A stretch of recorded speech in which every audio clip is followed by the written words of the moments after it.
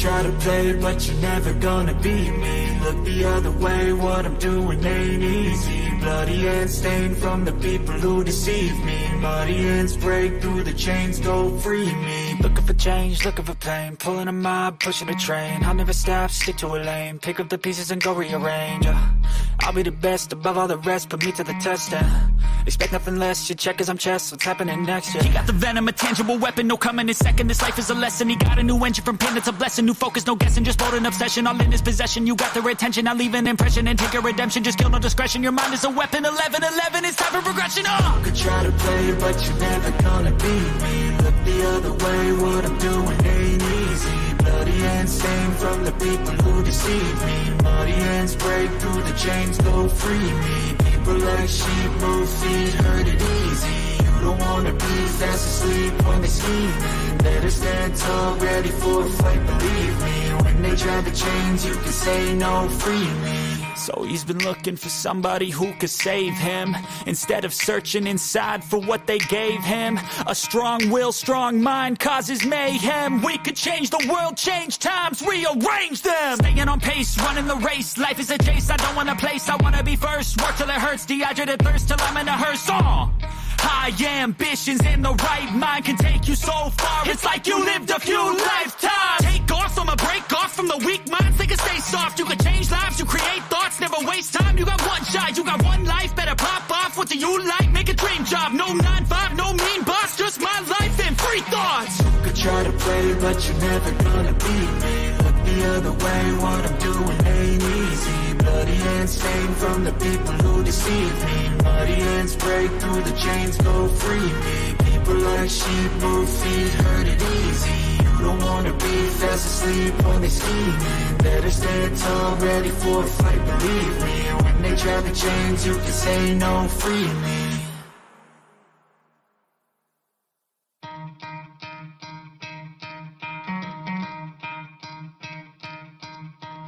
You could try to play, but you're never gonna beat me. Look the other way, what I'm doing ain't easy. Bloody hands stained from the people who deceive me. Muddy hands break through the chains, go free me. Looking for change, looking for pain, pulling a mob, pushing a train. I'll never stop, stick to a lane, pick up the pieces and go rearrange.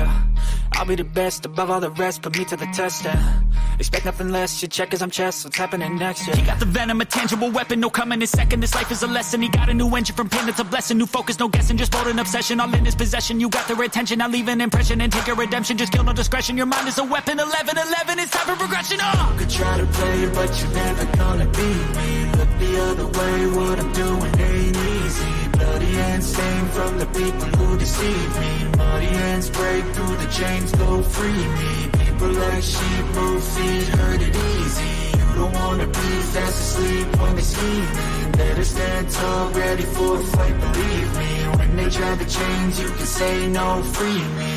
So he's been looking for somebody who could save him, instead of searching inside for what they gave him. A strong will, strong mind causes mayhem. We could change the world, change times, rearrange them. Staying on pace, running the race. Life is a chase, I don't want a place, I wanna be first. Work till it hurts, dehydrated thirst till I'm in a hearse.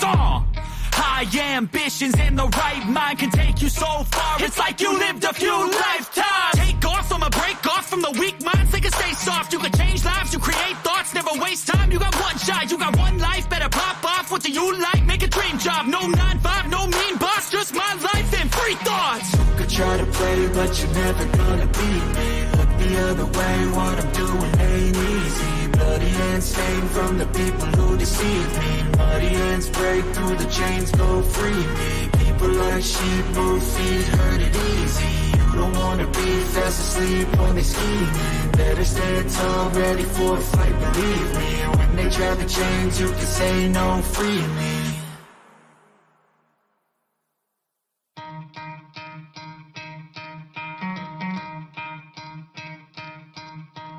You could try to play, but you're never gonna beat me. Look the other way, what I'm doing ain't easy. Bloody hands stained from the people who deceive me. Muddy hands break through the chains, go free me. Looking for change, looking for pain, pulling a mob, pushing a train. I'll never stop, stick to a lane, pick up the pieces and go rearrange. I'll be the best above all the rest, put me to the test and expect nothing less. You check as I'm chess, what's happening next? Yeah. He got the venom, a tangible weapon, no coming in second. This life is a lesson. He got a new engine from pain, it's a blessing. New focus, no guessing, just bold and obsession. All in his possession, you got their attention. I leave an impression and take a redemption. Just kill no discretion. Your mind is a weapon. 11-11, it's time for progression. You could try to play, but you're never gonna beat me. Look the other way, what I'm doing ain't easy. Bloody hands stained from the people who deceive me. Muddy hands break through the chains, go free me. People like sheep move feet, hurt it easy. You don't wanna be fast asleep when they see me. Better stand tall, ready for a fight, believe me. When they try to change, you can say no, free me. So he's been looking for somebody who could save him, instead of searching inside for what they gave him. A strong will, strong mind causes mayhem. We could change the world, change times, rearrange them. Staying on pace, running the race. Life is a chase, I don't want a place. I wanna be first, work till it hurts. Dehydrated thirst till I'm in a hearse. High ambitions and the right mind can take you so far. It's like you lived a few lifetimes. Take off, I'ma break off from the weak minds. They can stay soft. You can change lives, you create thoughts. Never waste time, you got one shot.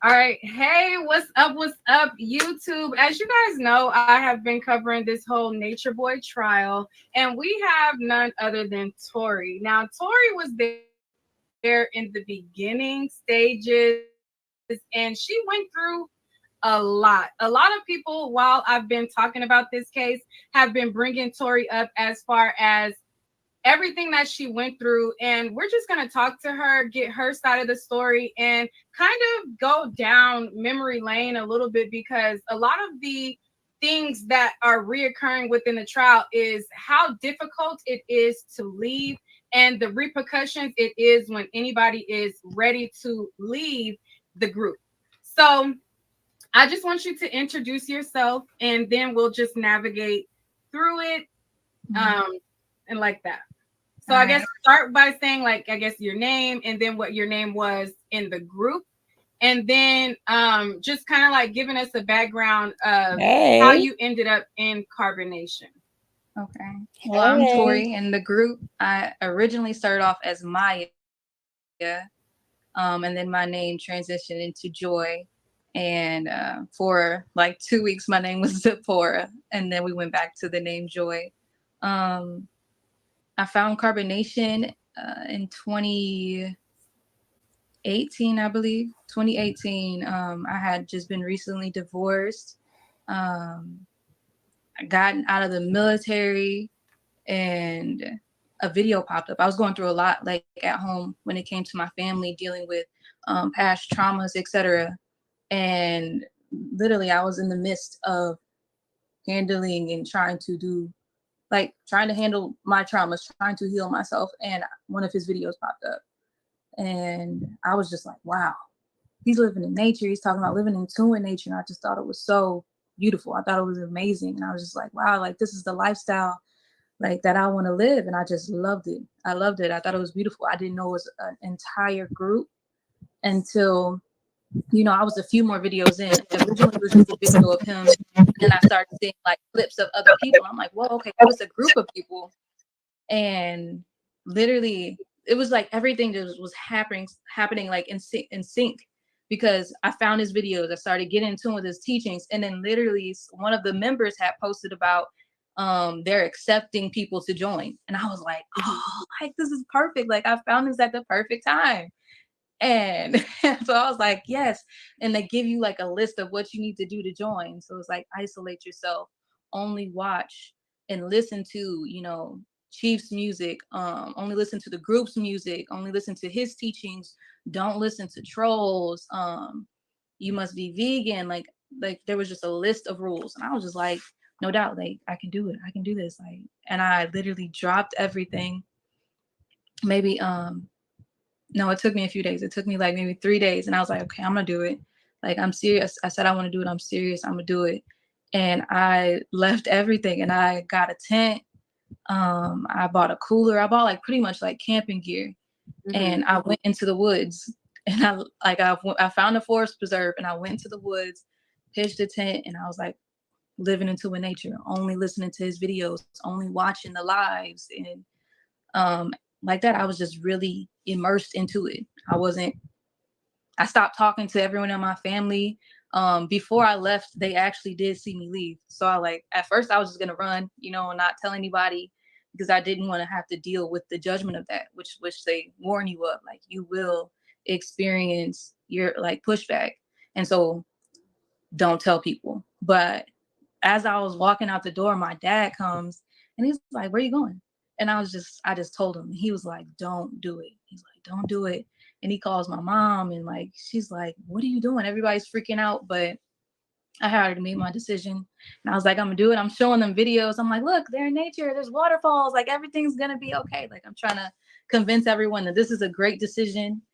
And I ended up leaving. And so I was living in the woods for a month before he reached out to me. He was randomly, I don't know if he is because he saw my name in the lives, or in my mind at the time, I'm thinking I matched the frequency. Like I matched the frequency to join. That's why he just messaged and he said, "Are you ready to join your soul family?" And I was like, "Absolutely." And he was just like, "Okay." He calls me on FaceTime. And it was him and Velvet.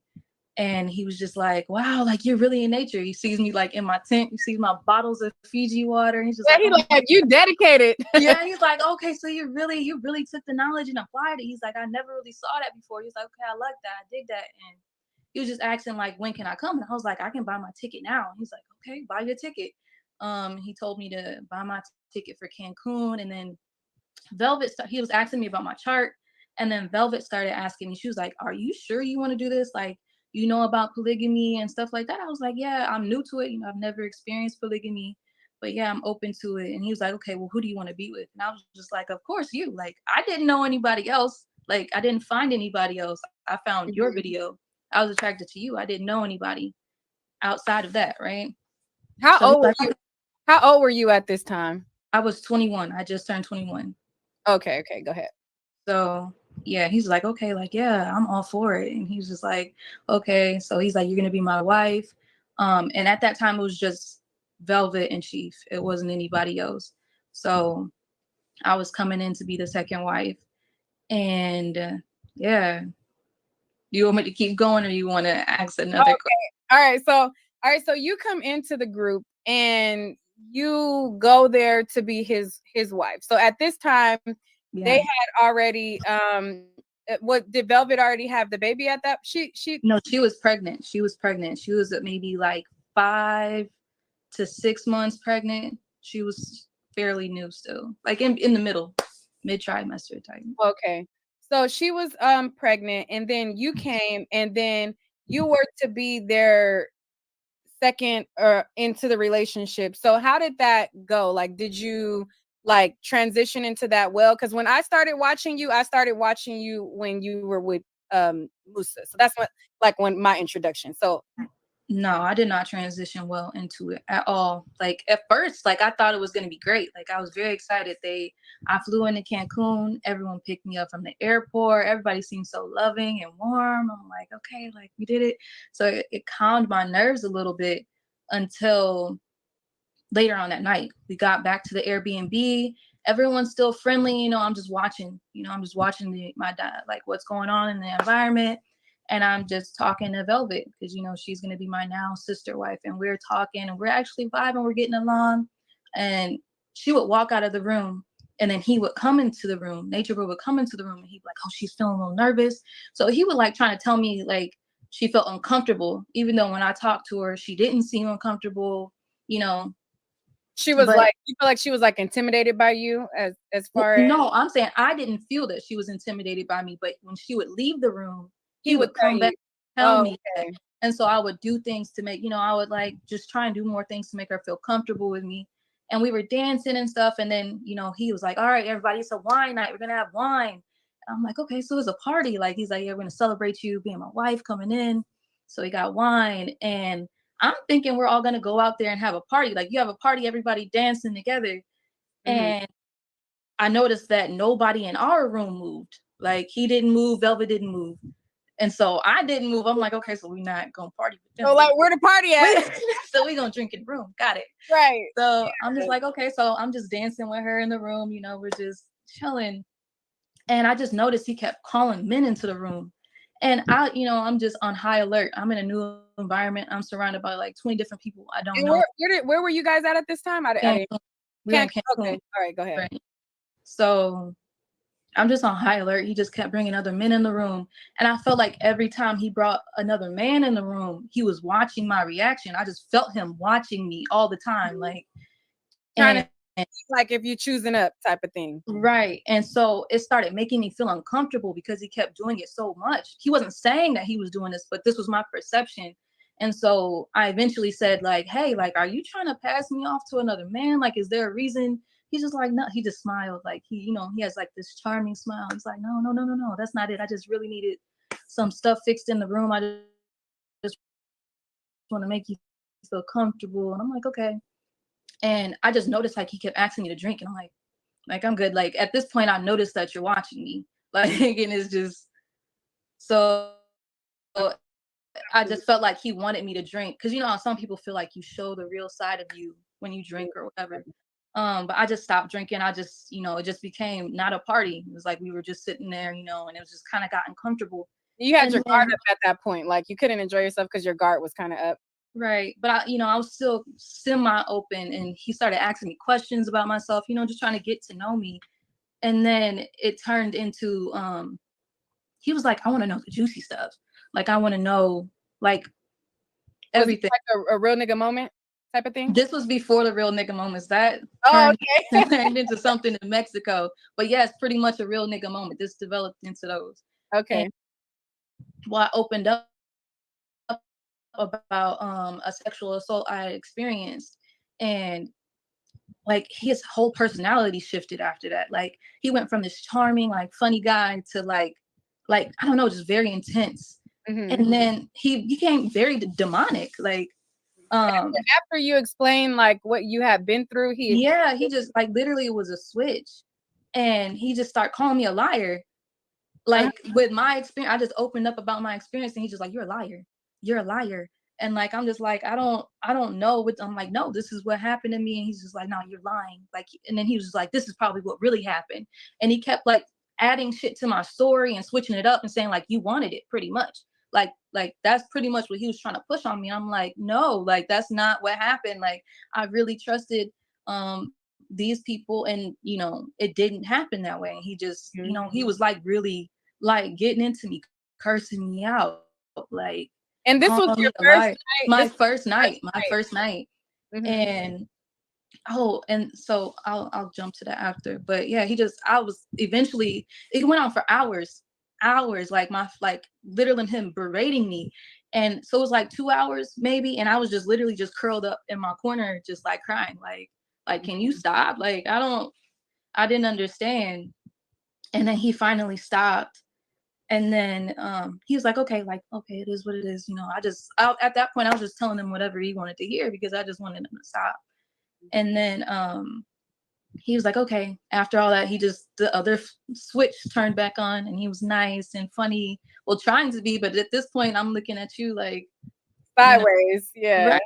And so he starts asking me like, okay, so do you like women? Like, because he asked me that before, and I was like, yeah, I like women. I'm attracted to women and men. And he was just like, okay, so who do you like more? Do you like me more or Velvet more? I was like, well, right now I like her more because of the shit she just pulled. And he was like, I knew it. You're probably just a lesbian and you're trying to take my wife. And I'm like, no, like I just didn't like that. And he was just like, he was like, okay, let me make it up to you. And he was trying to make me feel comfortable. But I was just very uncomfortable. I was really nervous after that. I was really shaky. And then he was like, well, let's go shower. Like, he was just like, it's like just together, like for you guys to go shower together So me, Velvet, and him, and we went and took a shower, and he's just like, "Oh my God, your body!" Like he was just complimenting me, and just like, he's just like, did you feel comfortable doing that? Like this is your first day? I was very shaky at this point. I was very shaky. I was very uncomfortable. I just got chewed out for 2 hours, and you telling me, me opening up to you about, What a happened? traumatic experience, and then you calling me a liar for 2 hours and telling me that it was something that I wanted, right? So I was very shaken up. I was crying. I was crying in the shower. And Velvet, she's not saying anything, well, during that time. But afterwards, when I'm in the shower and I'm still crying with them, she's like, touching my shoulders, and she's like, it's okay. It's okay. Like, she's like, but after that, after the shower, we come downstairs and he's just like, yeah, well, I want to have sex with you. And I was like, I don't want to have sex with you. And you see that switch again, like he switches and he gets mad, and he's like, man, he just starts saying a bunch of stuff. And I'm just like, okay. I'm like, okay, we can have sex. Like, and Velvet, she was upset about it, but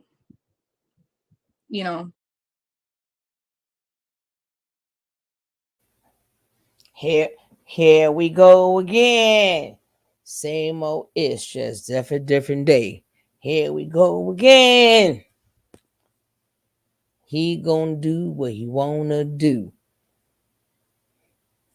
The person says no, and then they say after he get on them, then they say okay.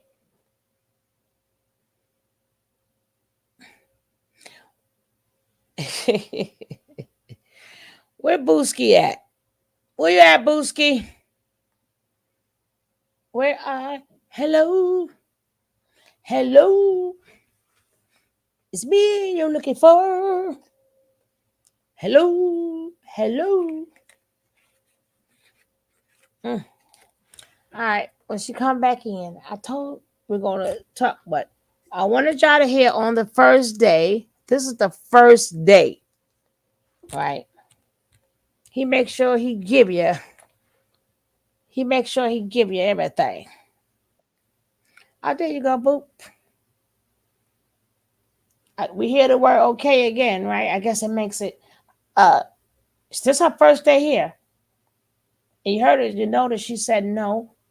Hopefully she write a letter or something, because this is ridiculous. Hey, Rainbow. Why he so freaking insecure too? Why he so worried about what somebody else is liking? Go flock to the ones that like you. He always trying to put somebody under pressure. It's like he likes to be like, he likes to do it. Mm-hmm. And then you heard her when she said she told him the story. I don't know if he was in or not. When she was baked, and then she said she thought, no, you wasn't. You wasn't. You liked. I'm like, baby. That's some weird ish for real. Hey, Anthony. Hey. Yeah, a lot of people condone it, right? Because they think what Nene said is, what do you mean let you get on? Who are you, Wadeen? Who, Dean? Who are you? This interview is already done. But if you got something to say, you can say it, right? And make it short and sweet.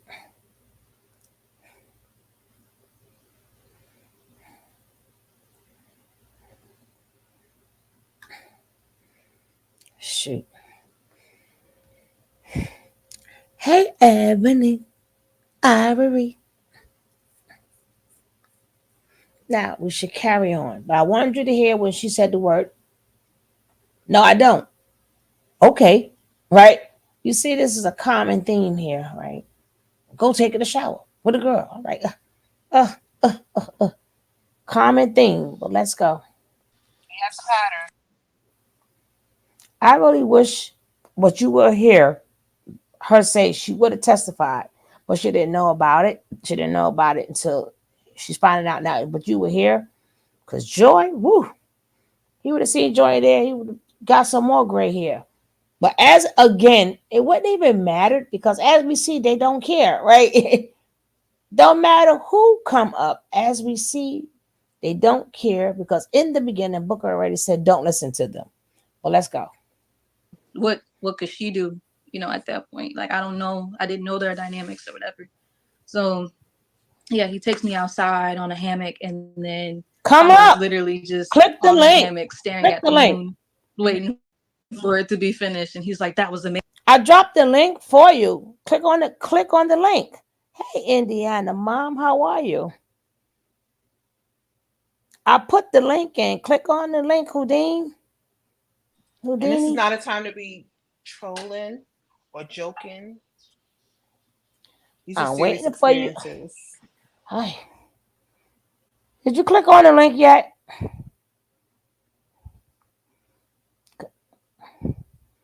Because again, this is a difference of when you had time away to think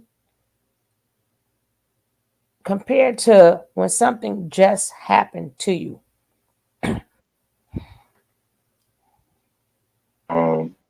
No disrespect to the studio that's going on right now.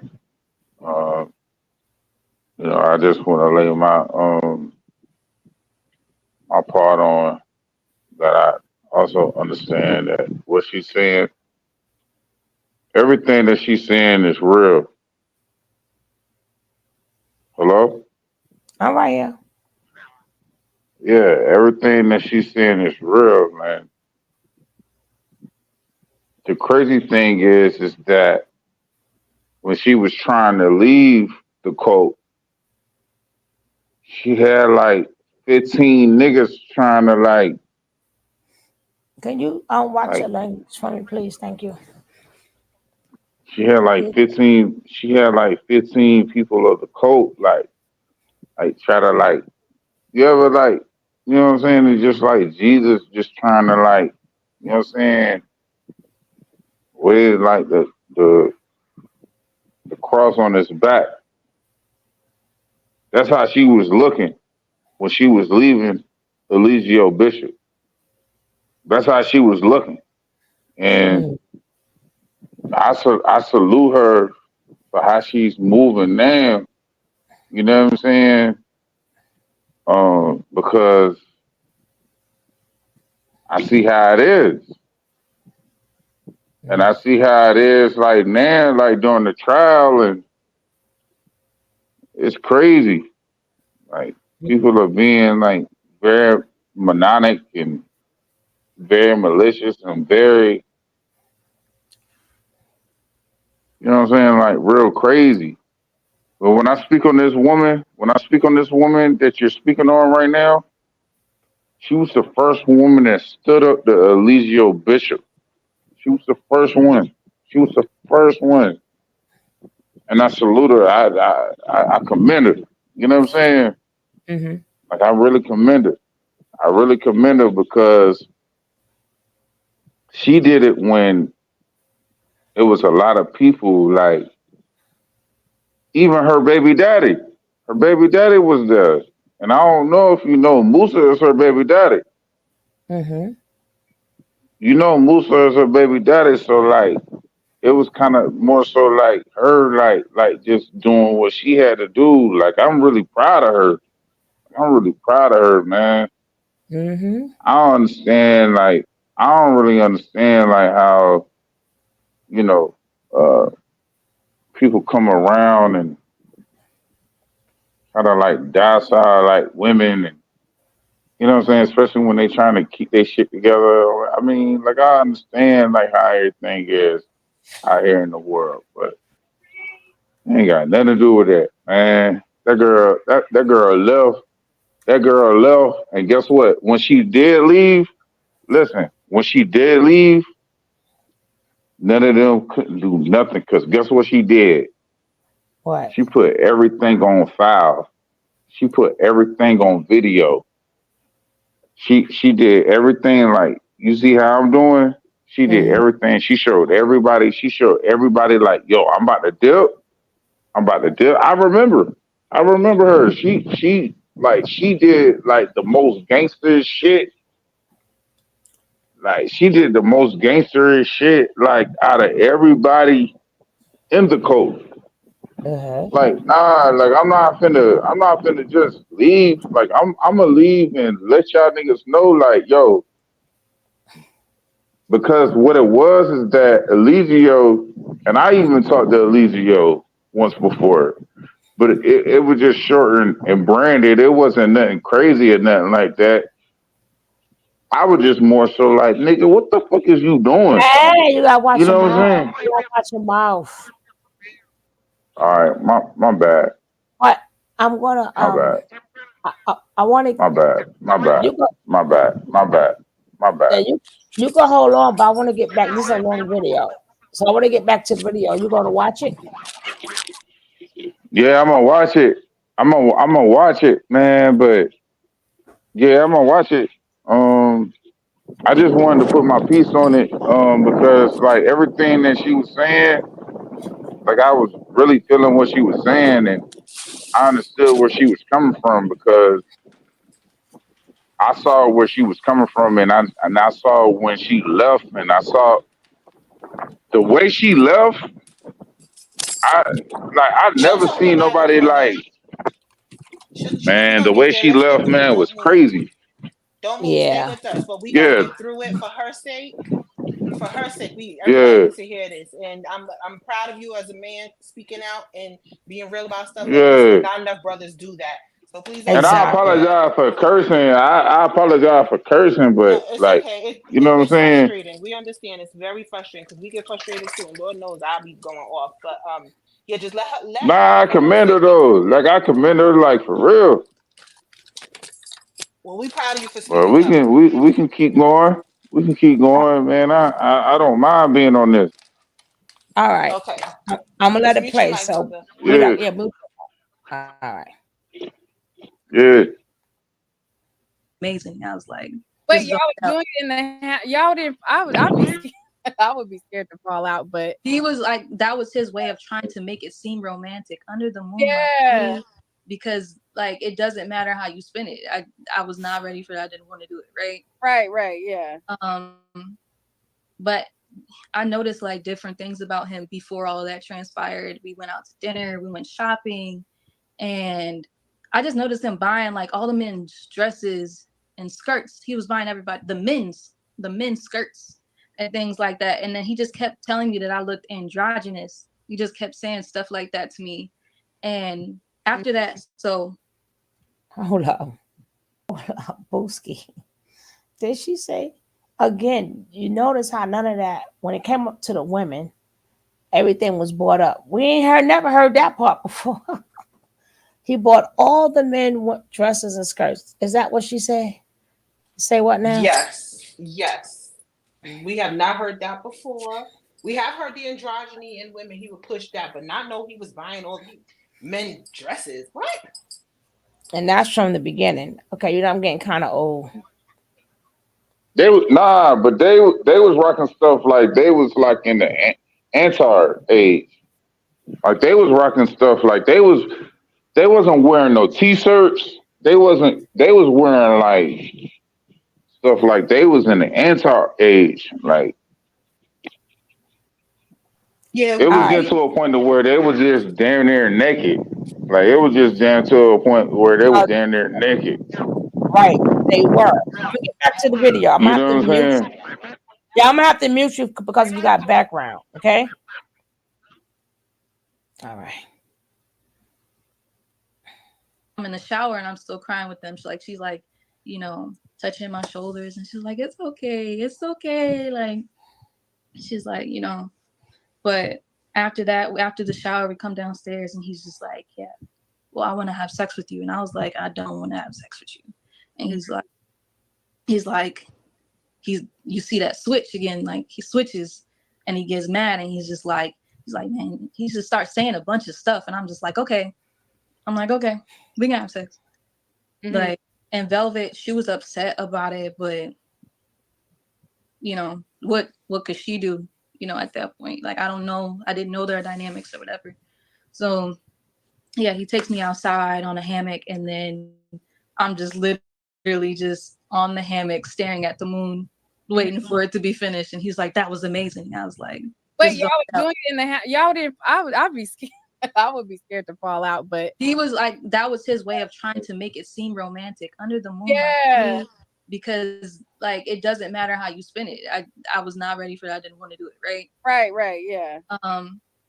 But I noticed like different things about him before all of that transpired. We went out to dinner, we went shopping, and I just noticed him buying like all the men's dresses and skirts. He was buying everybody the men's skirts and things like that. And then he just kept telling me that I looked androgynous. He just kept saying stuff like that to me. And after that, so fast forwarding again, after the whole sexual encounter and stuff, I was like, I want to go home. And he was just like, no. We haven't even made it back to home base yet. Like, you're only in Cancun. We don't really live here. And he just like, I'm sorry. He's like apologizing. He just like, I know it's kind of new, but you'll love it when we get back to home base. You really should come. He's like, what's making you want to leave? And I'm like, everything that just transpired. And I was like, I don't know. Like, I don't think I'm the one for you. I think you might be into transgenders. And he's like, he just started laughing. He was like, why would you say that? And I was just like, based off what I've been seeing, you buying men's skirts, you keep telling me I look like androgynous. I had cut off all my hair prior to finding the information, so my hair was really short. So I'm like, maybe you just think I look like a boy and you like me because you actually looked very, very beautiful with your hair short. I have video that I pulled up of you on there, and you looked very womanly. You looked very beautiful. Yeah. So. Thank you. But his comments were, you look I did not make you feel right. I'm just telling you, like, you look beautiful. He just was crazy. Right. So I was like, I think that you may be into this. And he just laughed. And he was just like, no, I'm not. I like women. I was like, okay. And then we ended up leaving shortly after to Mexico. Well, to where we were staying in Palenque. Oh, okay. So after you guys went to Palenque, how soon after that did you end up with Musa, and how did that happen? Or is there like a long gap in between there? Like, to that. So go ahead. It was a couple months. We me and him had an on and off relationship.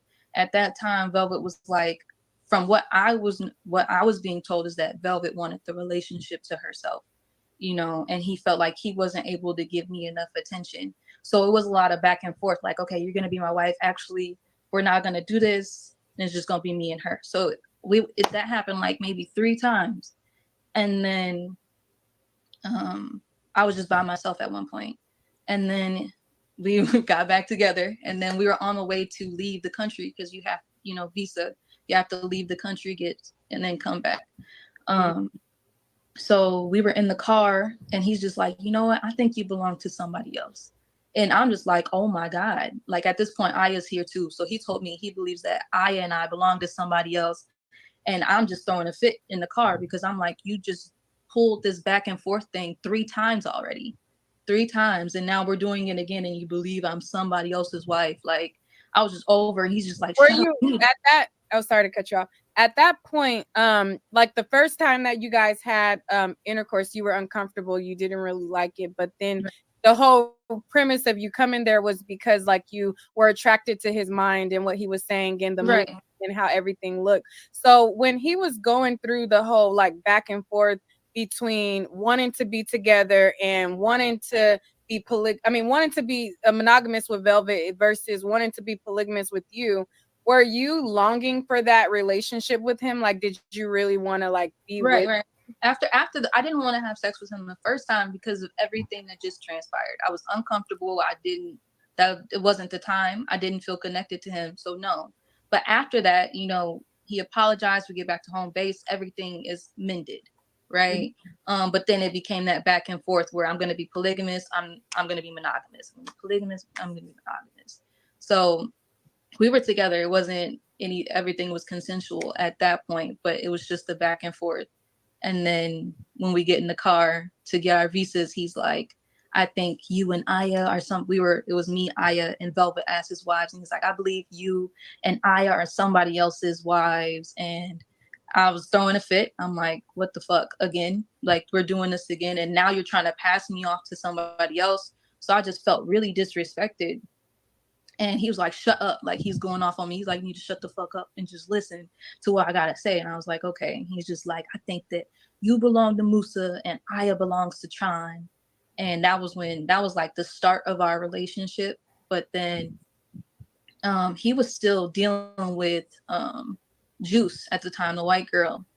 And it was gonna be like a polygamous thing between us. But you know, I spent the day with them, being as his wife and as her sister wife. With Musa and the girl Juice. Right. Okay. And you know, like, she was cool and all that. I just was not attracted to her. So I was just like, I'm okay. Like, no, I don't want to do this. So when we got back to Palenque, I was like, no, I don't want to do that. And he's just like, okay, I'm so happy you said that because I just wanted to be with you. And then we were back together again for what, the 5th time now, right? You and Nature Boy?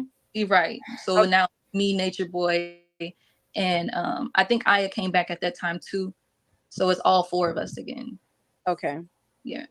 Okay, so after you guys get back together, he tries to put you off with Musa and his polygamy situation that he had with the girl Juice. And then he's like, okay, you have a conversation with him. You tell him, I don't want to do this no more. You guys are back together. How long were you guys back together before it turned into something else? And did he ever, because today, Velvet did her testimony and she talked about how he was like very aggressive with her, and you have expressed like how he exudes his dominance. Like, did he do anything physical with you as far as like grabbing you up, you know, anything like that? He said that he was always afraid to hit me because he felt like I was that type. That's what he was saying, like the type to report him or something. So he never hit me. He always stuck to like public humiliation or just like really like being verbally abusive and emotionally abusive. But with her, he definitely did. I just remember like my first experience seeing him beat her. She was pregnant. She was pregnant and she had a big old belly at this time. I don't know. She's further along, but you know, we're back in a polygamous relationship and it's just me, her, and him.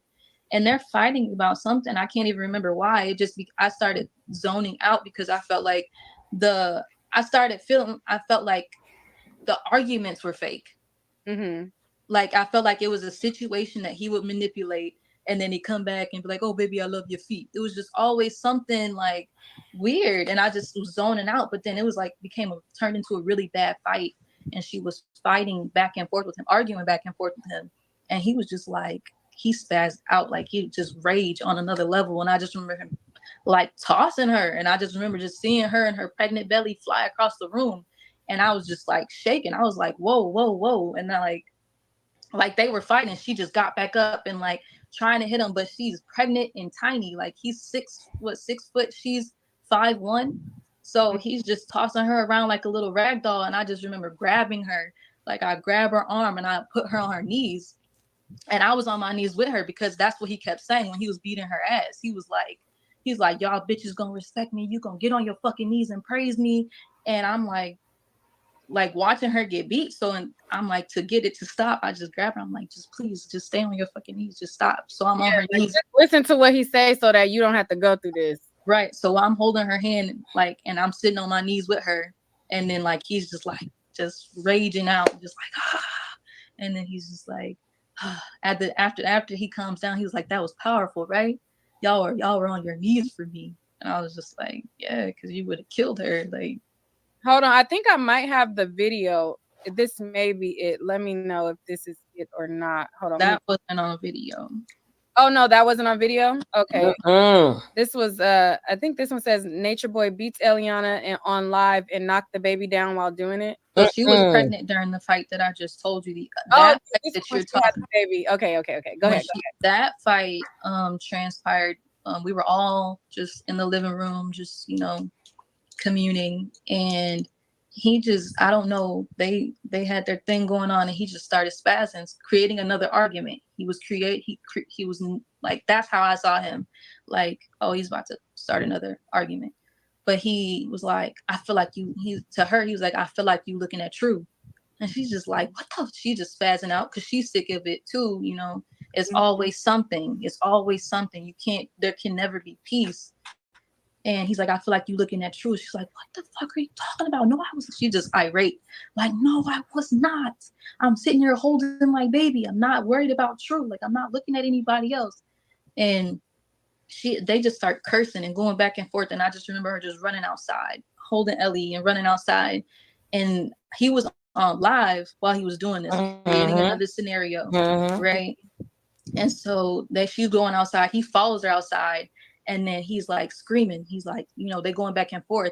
And he's like, you holding that baby because you think it's going to fucking protect you. You always trying to hold the baby to protect you.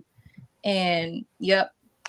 This video right here. Yeah. And so I was behind the bar. Did that baby fall? And so when they ran we outside, would like to know. I knew he was going to hit her again. So, because he had hit her before. He didn't hit her yet until they went outside. So he hits her. He grabs the baby from her because he's like, you're not gonna let this baby, you're not gonna use the baby as a shield. You're gonna get your ass whooping pretty much. So he grabs baby Ellie, and he's holding her by her leg, and he's hitting Velvet with the other one while he's holding the baby like this. So I grab Ellie and I'm holding the baby, and I just run in the house with the baby, and he's fighting her outside. Oh, okay. So during these times, were you able to like contact your family at all and let them know how you were, and how did you take like being in that type of environment? Yeah, you were allowed to. It's not like anyone could stop you, but it was like you should not. And if someone saw you talking to your family, they would probably tell on you and be like, oh, she's talking to her family. And so if you were talking to your family, it had to be about the knowledge, or it had to be getting something from them. I didn't get anything from my family, but I was still talking to my mom. I was always talking to my mom about how I felt uncomfortable being there. Like, you know, sometimes like, it's good, like everything's okay. But I would be like, I don't know, like I want to come home, but I don't know why I couldn't. I was trying to brainwash myself at that point, because I have everyone telling me this information, but I'm feeling another way. But I also know that everyone's programmed, so I'm trying to like reprogram myself to this lifestyle. So I was allowed to talk to my family, and then I eventually turned into a recluse while I was there. Like I just stayed out the way. I had like he would often give me. I was bringing an income, so he would let me have my own room. Or so I would most likely be in my space. Like I just didn't want to be around. You guys were in Cancun. You were bringing an income from being in the military. Yeah.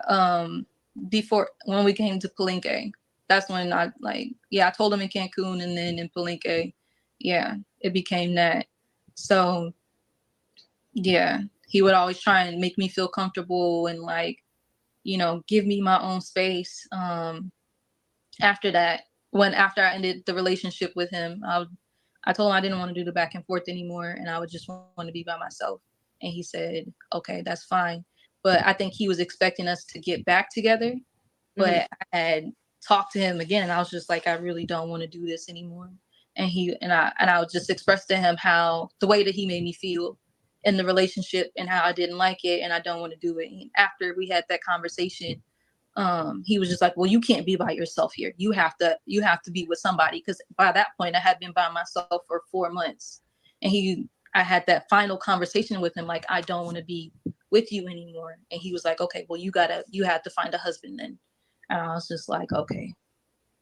And so that's how you chose Musa? Yeah. Okay. So entering into the relationship with Musa, a lot of us seen how toxic it was. Like the exchanges that you guys had, and I don't know how far into it it was, but I think it was a video of you and maybe Efru. I could be wrong, but you guys were kind of talking about like your experiences. You guys were like, I think it was a house that like had cameras on the inside. That was you, right? Or was that somebody else? I think that was someone else. I don't remember. Because it was like you. I don't know. I think I know what you're talking about, when Musa and Efru were together, and it was like okay, maybe that's after that. Yes, Nick. Okay. After that. Nick, you got it all mixed up there. Okay. Because I thought it was you. Wasn't that the So house because that I we thought it moved was back like I to? thought I seen a video Let with her you go, where you were Nick. Let saying her that talk he like now. gave Musa the green light to just kind of like take it.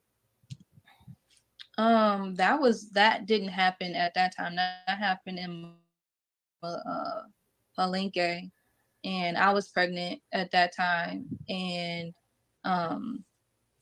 yeah, he woke. It was like 2 a.m. and he was like woke me up and he was trying to have sex, and I was like, I don't want to have sex. And he's just like, you're my wife. You're supposed to do what I say. Chief said, like, he's telling me what another man told him. Like, Chief said, you're supposed to do this. And I'm like, I don't care. Like, no, I don't want to do this. I want to sleep. I'm pregnant. I'm tired. I just want to go to sleep. And he's like, no. And he's like, really? He's like, I'm going to just fucking take it. I'm going to just take it. And I was just like, you going to have to fight me for it. And I was like, we were just going back and forth like that. And then like, he fought me for it. He fought me for it. It's not funny, but yeah, he fought me for it. And I was crying. And so then he stopped. He was just like mad. He's just like, I can't even keep my dick hard with you doing all that. Yeah, so, I remember a story like that. I could have sworn, yeah, but that's horrible. I mean, I know in hindsight, like you're looking back and you're like, laughing at it now, but I can't imagine how like it's like a nervous laugh. It's not funny at all. Yeah, like going through. So I'm gonna put up a few videos that I was able to pull up of you together with the group. The first one it's a song, so I'm not gonna play the audio, but I think you were pregnant here, and it was like the I guess Enlighten music video that you guys did. Yeah. So I'm gonna show that, and then you could just kind of tell us like where this was in your journey, and what you felt like at the time. I remember this. I had just came back. I had left and then I came back again. I was at the end of my pregnancy. I was maybe 36 weeks pregnant. Mm-hmm. And yeah, I had just flown back. He's like, I want to be there. I want to have my baby. I'm like, okay, like, yes, I want my family. I want the same thing. Like, I just don't like being there. That was just like the theme of it always. I want my family, but I don't want to be there. I don't want to be a part of the group anymore. It's just not for me. And they did that music video. It's just another music video for their music. They decided to put me in it because I was at the end of my pregnancy, and they were happy that I was back. Oh, okay. I think you came towards the end of it. Hold on. Yeah. We were so pissed that she came back to. Okay, so that's true. Mm-hmm. Oh, there you go, right there. I remember that too. Yeah. Okay, so there was an infamous video of when you decided to leave or want to leave. Mm-hmm. But I don't want to rush to get to that point because I know it's so much in between. So before we get to that point, is there anything that you went through that, that gets us to that point where you feel like, you know what, I'm done. I am ready to just exit. I don't want to be here. I'm totally like going. There were so many instances like that I feel like me and Chief were always at odds. It became like, before I get into that, I do want to clarify something. Okay, because Kendra got us out here looking like we walking around with shitty booties. And I love you, Kendra. Let me explain that. That was a rule. But pieces of paper blew me. Okay, it really did. And I'm reading the comments like, hold on. No, we did that because there's like 20 of us and we were going through toilet paper. So he's like, if your ass is that shitty and you have to use more than this, just get in the shower and clean your ass. That's what it became. Like, if you got to use half the roll of toilet paper to wipe your ass, just go take a shower. It wasn't like you had to use 6. It's like, be mindful. If you using more than just go wash your ass. That's what it is. I was looking like, I know. I'm like, hold on. But I don't know how y'all was able to do that once a week. So you got to poo once a week. I was listening to the testimony and I was like, how horrible can that be to have 6 squares you don't get it all, and you walking around.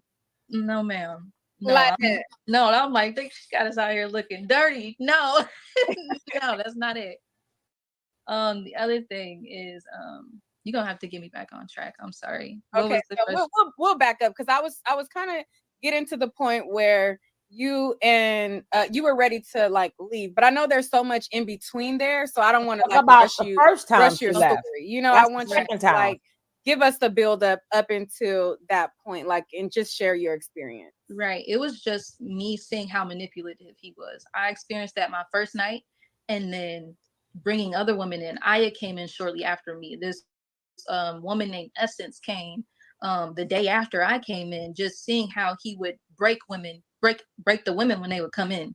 So I got my experience of being berated and called a liar for 2 hours after I opened up about a traumatic experience. And then Aya comes in and she opens up about her juicy experience. And then he goes in on her. It wasn't he's going in on her about being a prostitute or whatever the case may be. Whatever your vulnerable spot was, he would try and break you with that. And he did that with every woman that came in. And then just seeing how he was always starting arguments, and how like he just became like things like that. How he would talk to Grace. I remember she was in labor, and nobody knew she was in labor. We didn't know, but she just was looking really sick at this point. She was losing weight. She just wasn't looking good. And it was just that day she was just in her tent all day, stomach, like she just kept complaining of her stomach hurting. And none of us have had children before. She's the first person to have her child. And so we, none of us thought like, oh, you're in labor. But he called a family meeting, and he's like, yo, you need to leave, because if I don't want you dying here, pretty much. She looked so bad that he was like, if you die here, everybody's going to blame me for it. Like, I want you to leave. So she was crying, and she's like, I don't want to leave. I don't want to leave. And I just remember just feeling so bad after that when she ended up having her baby, because I didn't say anything in that moment. And honestly, I was just tired. I felt so tired of constantly speaking up, and then I'm sticking up for you, and then I ended up getting chewed out for 2 hours too. And then like, I did it for what? Because then you end up calling me stupid too, like, so I just remember just feeling so guilty.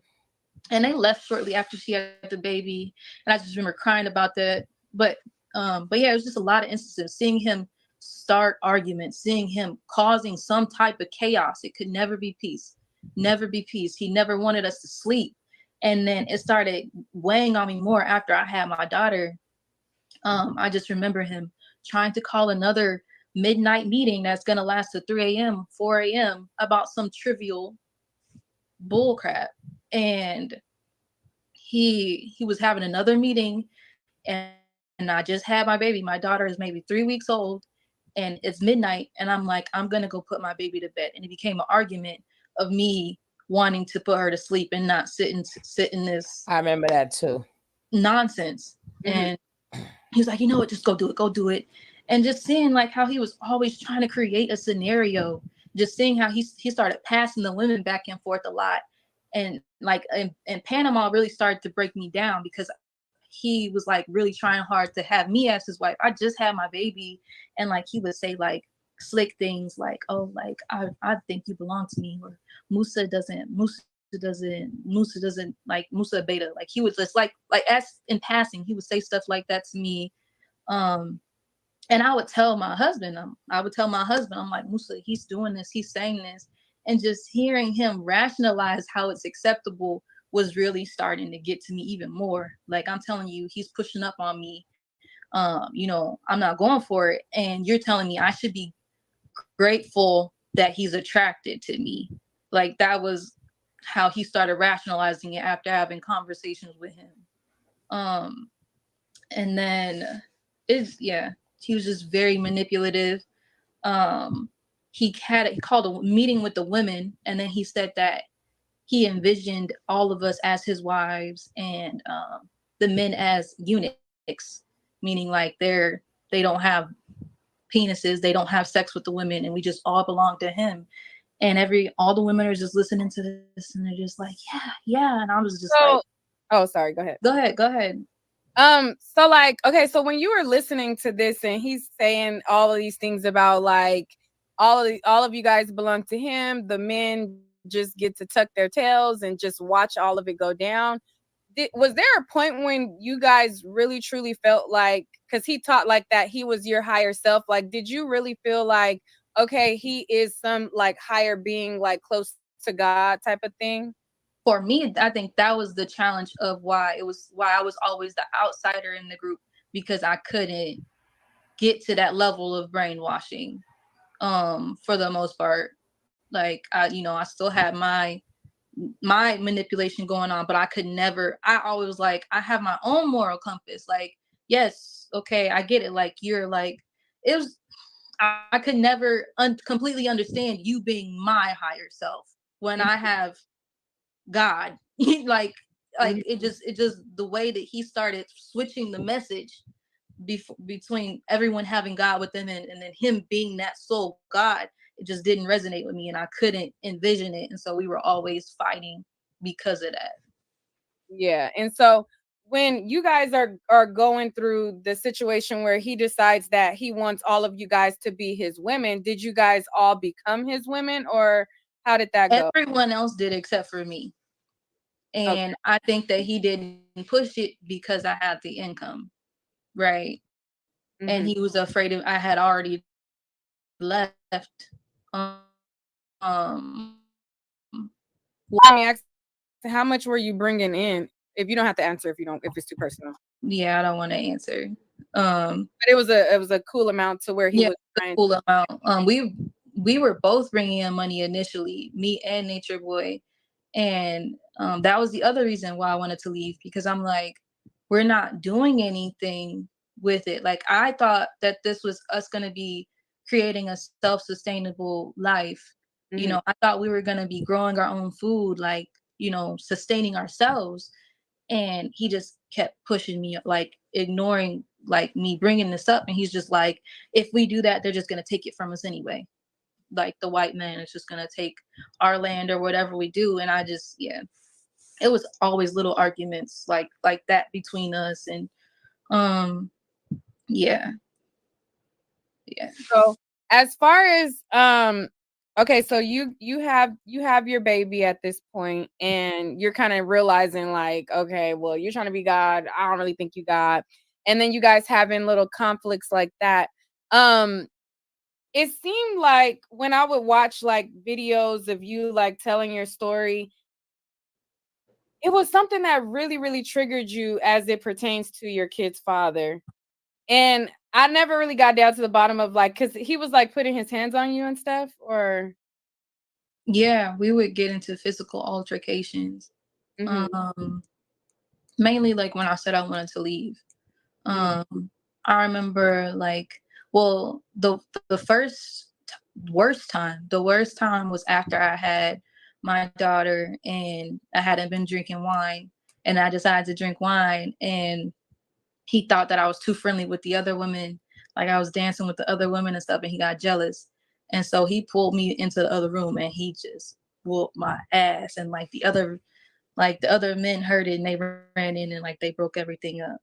And then So he like fist, closed fist. Oh, like yeah, I remember him just pulling me in the room, and he just like, what the fuck? And he just like picked me up by my neck, and then he just throw me on the bed and he just hit me, and like we're fighting, and I'm like screaming at this point because I'm like trying to get somebody else to come in. So I'm screaming, and yeah, they broke up the fight. And then there was other instances in between, like in Mexico, like, if we get into an argument, he would hit me because that was like a thing, like your husband should be disciplining you. So it was always like him asserting his dominance when it got to that point. The second worst time was in Atlanta when I said I wanted to go home, and he just started choking me. I just remember the other men coming in and they just like, what the fuck did she do? Like, and I'm just automatically being blamed. And I'm just like, I was just so upset. I'm like, y'all automatically blaming me and I didn't do anything. I just want to go home. And I just remember just so like much. Always having to like plan in secret, plan just waiting for my green light to go. With scenarios like that. And yeah. All right, so I'm gonna pull up the infamous video. And then you just tell me how you felt in that moment. Mm. Hold on, let me pull it up. It's titled "They're Finally Letting Joy Leave." Okay, bye. What? How is this your room if you're trying to leave? This is my room until I leave. Yeah. Okay. Until I leave. So I'm thankful. You goofy. You're so goofy. I know your feelings was hurt because of what I said on live. I get it, but it's the truth. Excuse myself. Excuse myself. If you don't have, hey, somebody help her. They want me to carry. Oh look. Now they want to just grab my other bag. You can do that. That's because you're carrying too much. What if you drop her? What am I carrying? I'm carrying her. That is it. In your hand. In the bed. You know that's not how we move. I think that it's buffering, but let's skip ahead a little. Can you please go get the keys? Please, I'm not about to sit here and have another speech with you. So please go get the keys. It's about me fighting for my daughter. Please go get the keys. Please go get the keys. You really doing this? You taking my daughter from me, bro? Please go get the keys. Say so, really? Are y'all screen recording? Please screen record. And keep calling. Everybody real. Please go get the keys. Everybody real's going. Please go get the keys. Point blank period, yo. Please go get the keys. I didn't do nothing wrong. You see what the system allows for you to, if the system didn't exist. Now we blaming the system for his inability. I'm not walking to the neighbors. They're about to take me down the hill. This is crazy, bro. And all y'all niggas that condone this shit, y'all fuck niggas. No, please go get the keys. This is the keys. Of a black man, because this is what's being done. Please go get the keys. Please go get the keys. My baby girl, bro. I'm gonna fight for her. You best believe that, bro. Oh, now you support this system? Best believe that. Okay, it's okay. Please go get the keys. Please go get the keys. If you take her, that's kidnapping. Please go get the keys. And you're kidnapping us at this point. Please go get the keys. Please, I'm already in contact with people down the hill. You can find out when we go down the hill. Please go get the keys. Please go get the keys. And Chief wants to have another meeting. You know, he just had an hour meeting before this. Here's Sheba still recording. We trying to keep our families together. Girl, stop. You goofy. That's wrong. You know what family is. You wrong. Are you gonna get the keys so I can leave? Stop touching her. Yes, no, Jada, stop touching her now. I don't trust y'all. Leave her alone. Leave her alone. No, leave her alone. At this point, no, I don't want you. No, leave her in the car seat. We about to leave. You were just holding her. I got it on video. At this point, stop, No, put her back in the car seat. My daughter, bro, stop. Put her back in the car seat. I'm holding my daughter. Put her back in the car seat. My daughter, stop. And she's on live right now. We just gonna. Oh wow. So why aren't we leaving? Why are the doors still locked on the car? I'm getting ready. Well, I just said I'm chilling, but y'all sitting right here talking.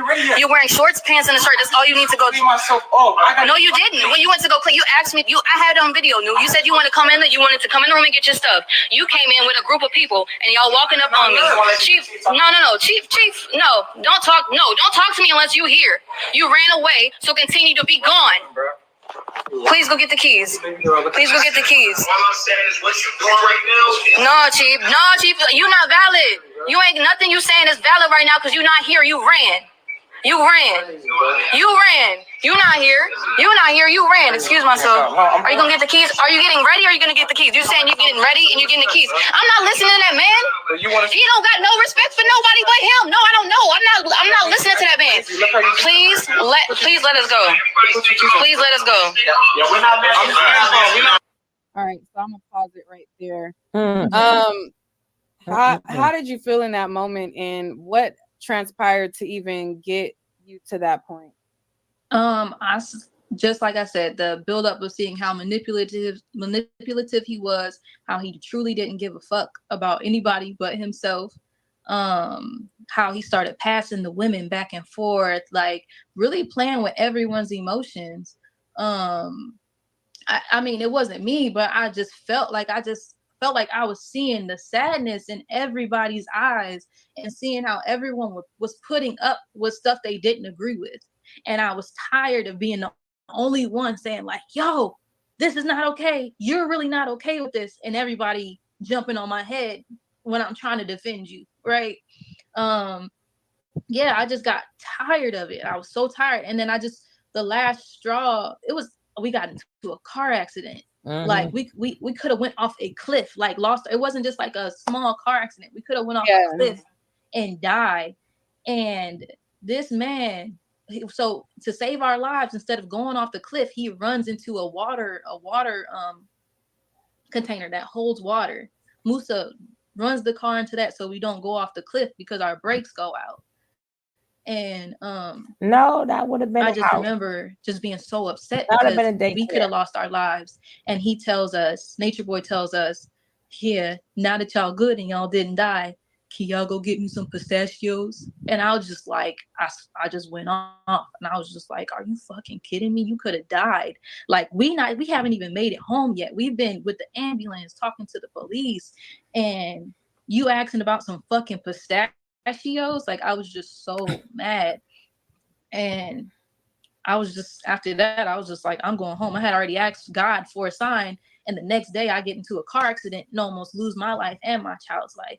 So I was just like, that's just all the sign I need. Like, thank you. And I left. Well, yeah, I tried to leave, and that whole thing transpired because, you know, he didn't want me to leave. He was trying to get moved. So now that I have a child, I just can't leave without the father's consent because he's on her birth certificate. I have to have him sign a paper saying it's okay, even though you're an American citizen, to go back to your country in America. Really? That's how they left her ass right there. I'm like, oh shit. But that didn't matter because it doesn't matter if your child is from Honduras. If you're in another country and the father and the mother on the certificate, you need consent with both parents, especially if the other parent is not traveling with that child, that it is okay for them to leave the country. I needed that paperwork to leave, and he kept telling Musa, don't sign that shit. If she want to leave, let her go figure it out. And I'm like, I'm not from Panama. I don't live in Panama. I live in America, and I want to go back to America. I want to go home. And he's like, don't sign the paperwork. So it became that.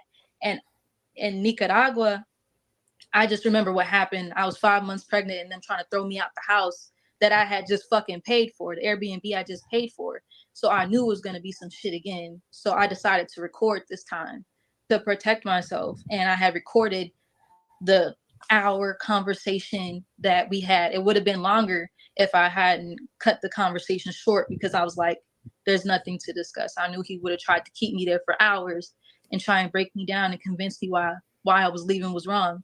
And I got Musa to admit to the rape on video. And I didn't post those. I had sent them to Musa's mom. No, we got it. And she saved the videos for me because she knew I wanted to leave. And my family wasn't involved. It was just her at the time. So I sent the videos to her, and that whole night it was just on and popping. He just kept calling him and having secret meetings and like pretty much trying to leave me stranded in Panama with my. Where was he at when he was like making the phone calls? So he had left because he got scared when I went live. Because I started setting it off because I knew that they were trying to leave me stranded with my 3-month-old baby. And I was like, no, y'all are going to give me my money and you're going to take me to where I need to go. And everybody online was supporting me at that time. Thank you to everybody that was there for me during that time. It was terrifying.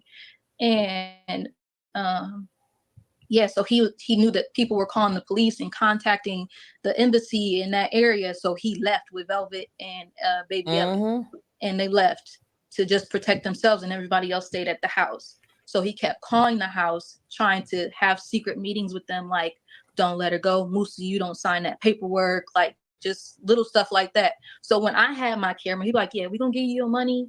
Everything is good. You're going to go home. We're going to drop you off. And as soon as the camera would go off, or I would walk out the room, don't sign that paperwork. Don't do this. Don't do that. Right. So he would like front for the camera, like, oh, she could leave if she wants to. But then when y'all turn the camera off, he's trying to trap you so that he can kind of probably make up this whole thing like it's irresistible to leave him. Exactly. And that whole night, Musa kept coming in the room trying to get stuff. He tried to, they came in the room trying to disconnect the Wi-Fi, trying to turn off the Wi-Fi on me so I couldn't go live.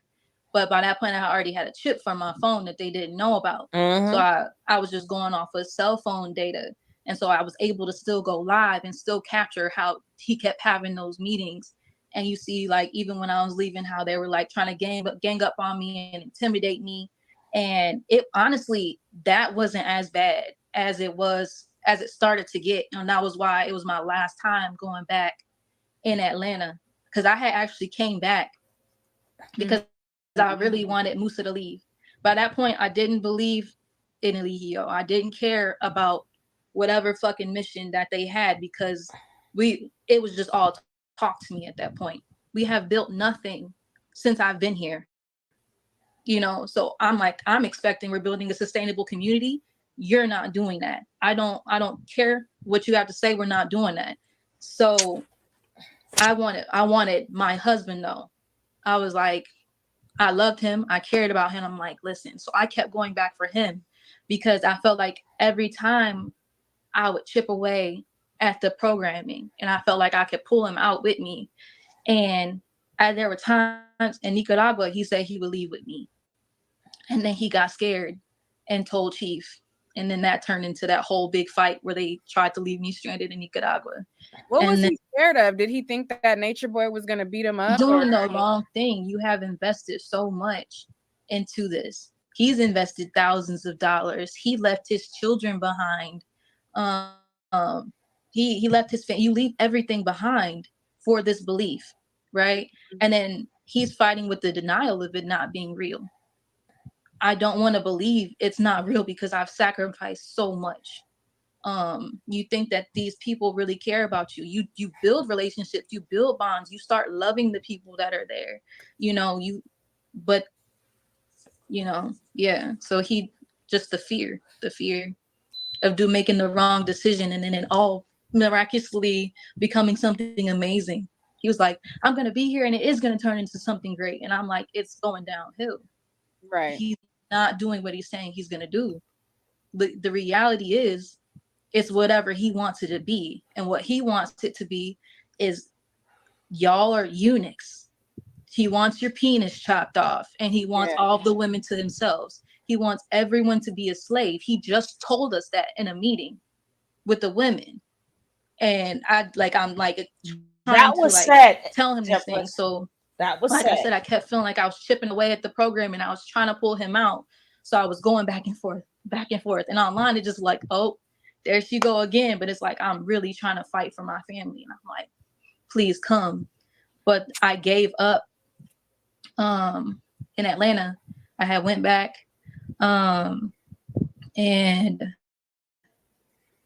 we went. Shout out to all the women. I think we got more balls than them because every last one of them came back for a man or family, knowing all the torture that they was going to get coming back. Women are stronger than what you think. I mean, they know we strong. That's why they have a hatred for us.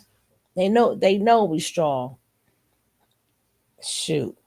So shout out to all the women, not just there, but everywhere, who know they got the battle and they lace them boots and they do what they got to do. We got 3 women. Velvet kept coming back again. She wanted to save her family. One came back for the love of somebody else. And it's a shame. They can't even, I mean, it's not a shame because they can put out their own case, but all of them should have lined up, get a class action suit or something. I don't know. But none of this will be heard. He will not be held accountable for none of this. None. And that's a shame. Where you at, Booski? I'm right here. It is a shame. And the first thing to come out his mouth is don't say nothing because everybody gonna blame him. It's not are you okay? Did you fall through that glass window too hard? Are you having a baby and I need to take you to the doctor? Are you unalive? Are you dying? Don't die because everybody gonna blame it on me. Everything with him. And then give me some pistachio since y'all didn't pass away in that car crash with a 3-month-old baby who I'm sure wasn't in no car seat or anything. Now let me check on my people. When did he ever show any signs of concern for another person, including his own children? Mama. And these women endured so much just to come back and save a man, right? And again, it's a shame even there, they didn't even talk about the men abuse or the male abuse. It's a shame that they limited, instead of really, really sitting up there saying, telling their stories, they all got cut short. And they all came back A, to get a man who they thought was too good for this and could do better than this. Or B, they were lured there by a man who was too chicken shit to stand up for himself. Because after Joy herself said that she was tired of Eligio pushing up on her with his nasty energy, what did her man say? Oh, you should be happy. The chief likes you. Any other real man, grown man, father of 3 now, would have really took care of that. And he out there in Mexico being nature boy right now. I denounce my kids. The only child that I have is the one I'm going to have with Hadu. And people watch that shit. Well, people your kids are lucky. And they like, yeah. When your next song coming out? We doing so much. He's announced every child. It's bad enough when your father leaves you. It's bad enough when your father... no white man. Absolutely not. When y'all doing shit like this, I don't want to hear shit about a white man. Exactly. And it's crazy when it's bad enough when your father leaves you, but it's bad enough when they denounce you online. I'm like, damn, what they do to deserve that? Like, you just could just leave. Like, you could have like stayed with her. You didn't have to denounce them like publicly, not even just publicly, online. Like, they don't even care. Their kids got to see that. Like, damn, my dad. That's okay. They're gonna pay for it because what do they say? Who's the last ones in a nursing home who don't have nobody coming in for the holidays or their birthday or making sure they're okay and bringing them meals there? You're just sitting in and holding their hand and checking in on them. Who's the ones that's left alone? These Negroes. No, these black men. Let's be real. These black men.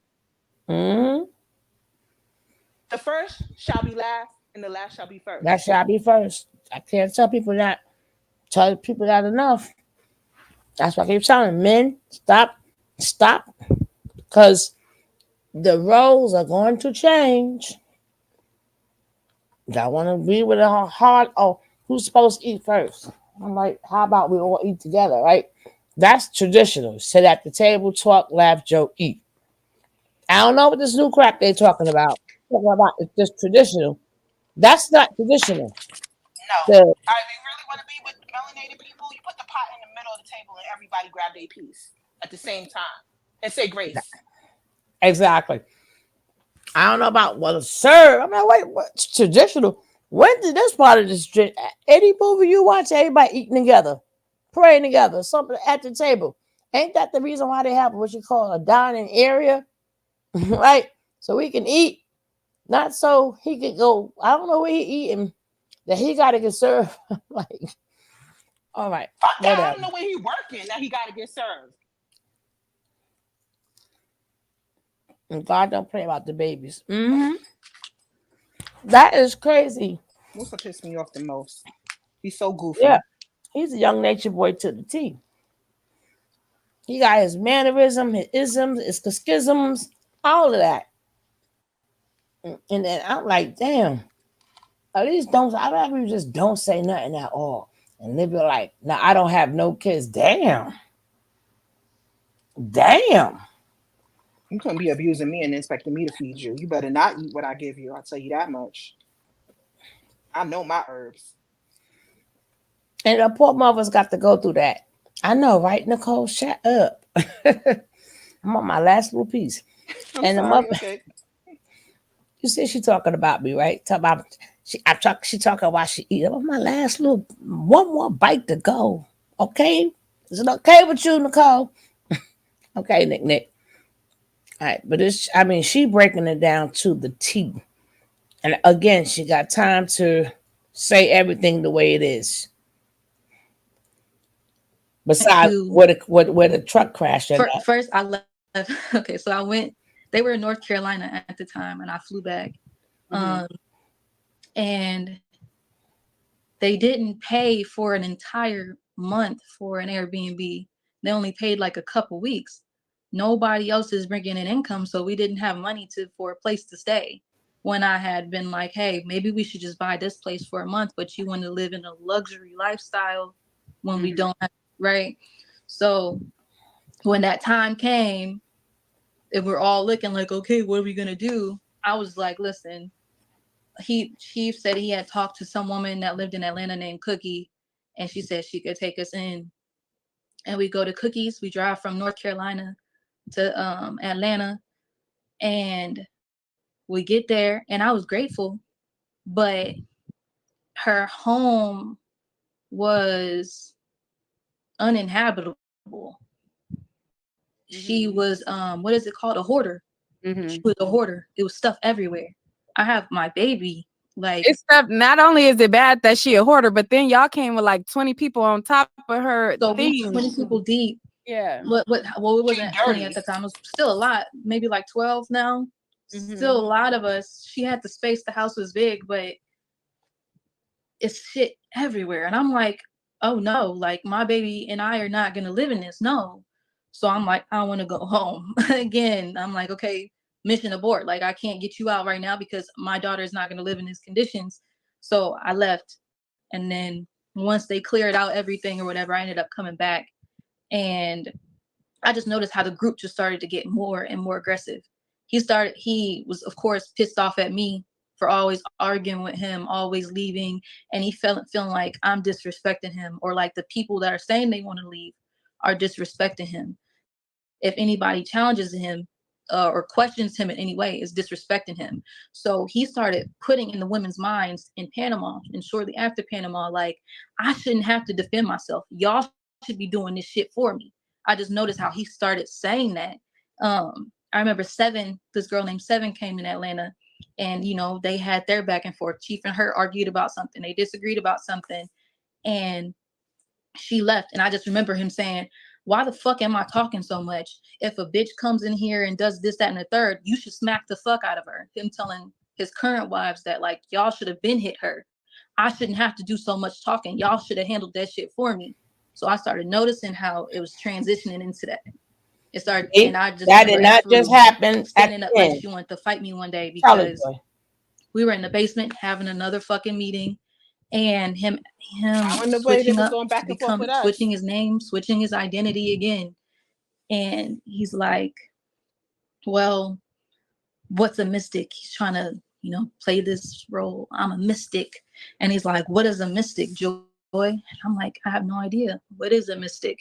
And he's like, "What are you supposed to do if you don't know?" And I'm like, "Ask my higher self." Right? Yeah, the mango ones are bomb. You know what a mystic is? No, you should look it up on your fucking phone.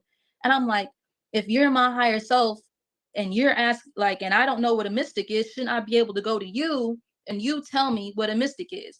He's like, that's not how we do things here. I'm like, in Panama, we just had a whole segment where we asked you questions and you answered the questions. So he was mad that I said that, stated the obvious, and she was mad that I was going back and forth. And so she stood up.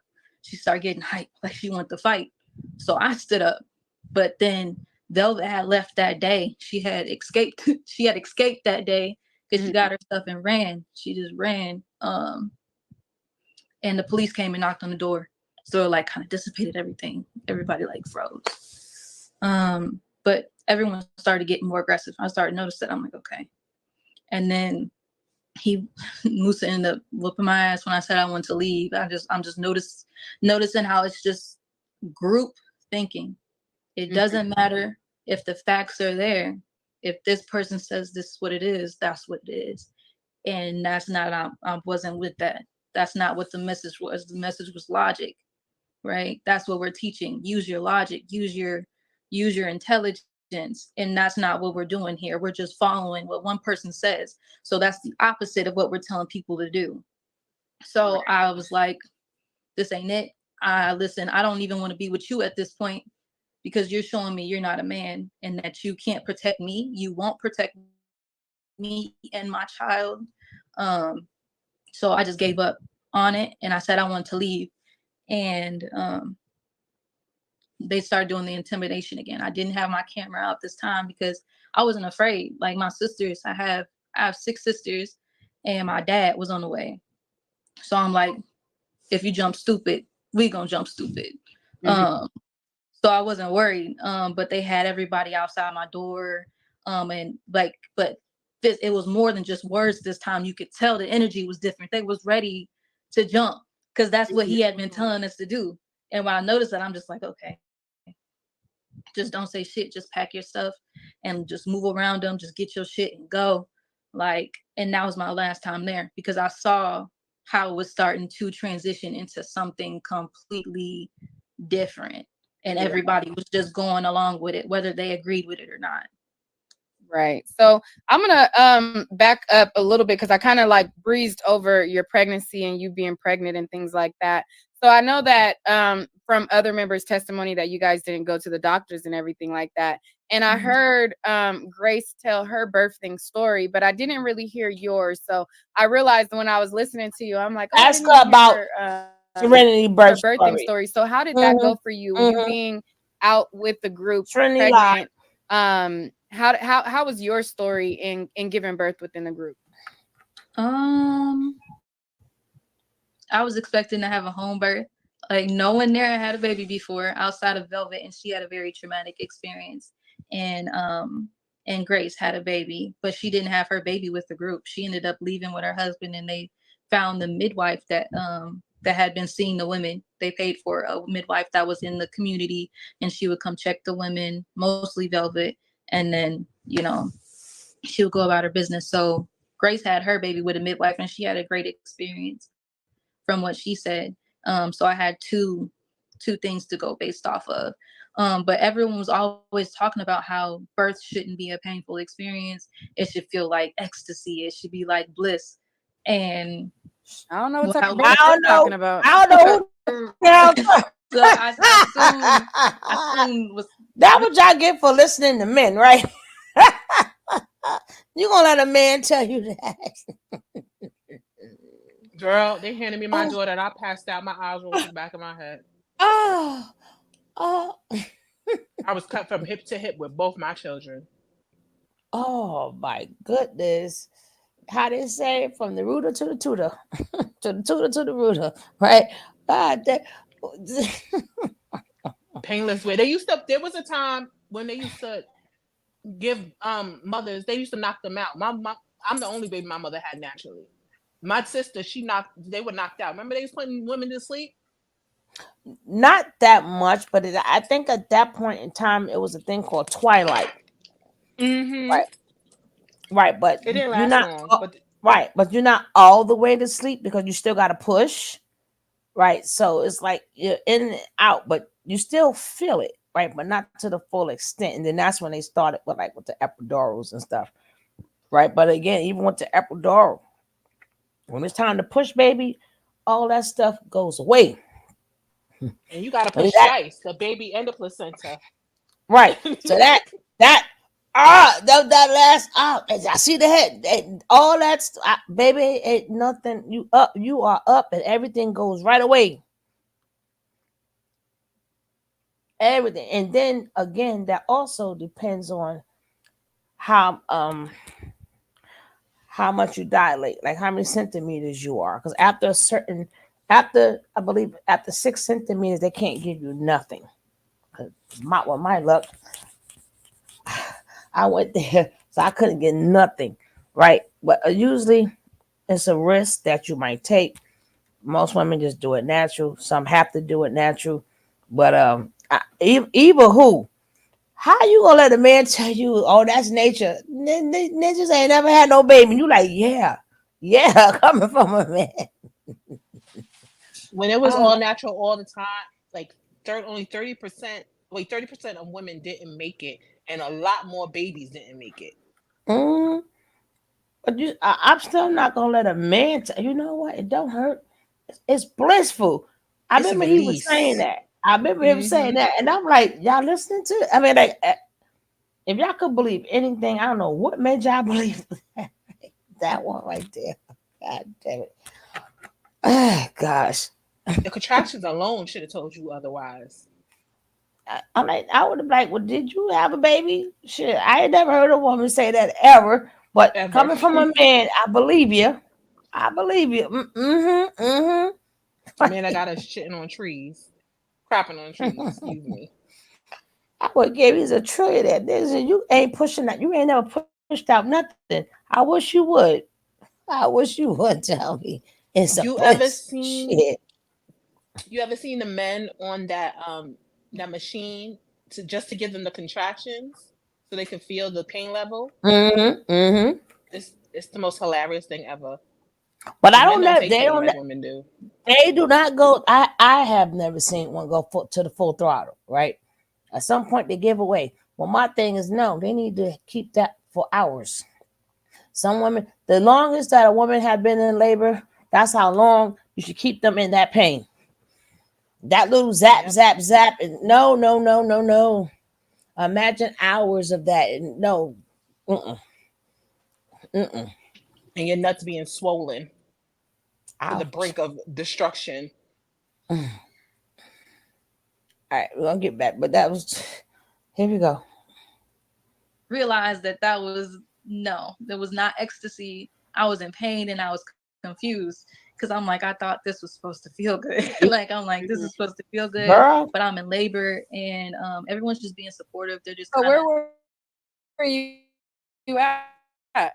Panama. We were in Panama. No, like, were you at the house? Were you at we were at the house. I was in my room. I went into labor though. We did often slept like together as a group on our pallets when he felt like he wanted to be close to us, like, which was often.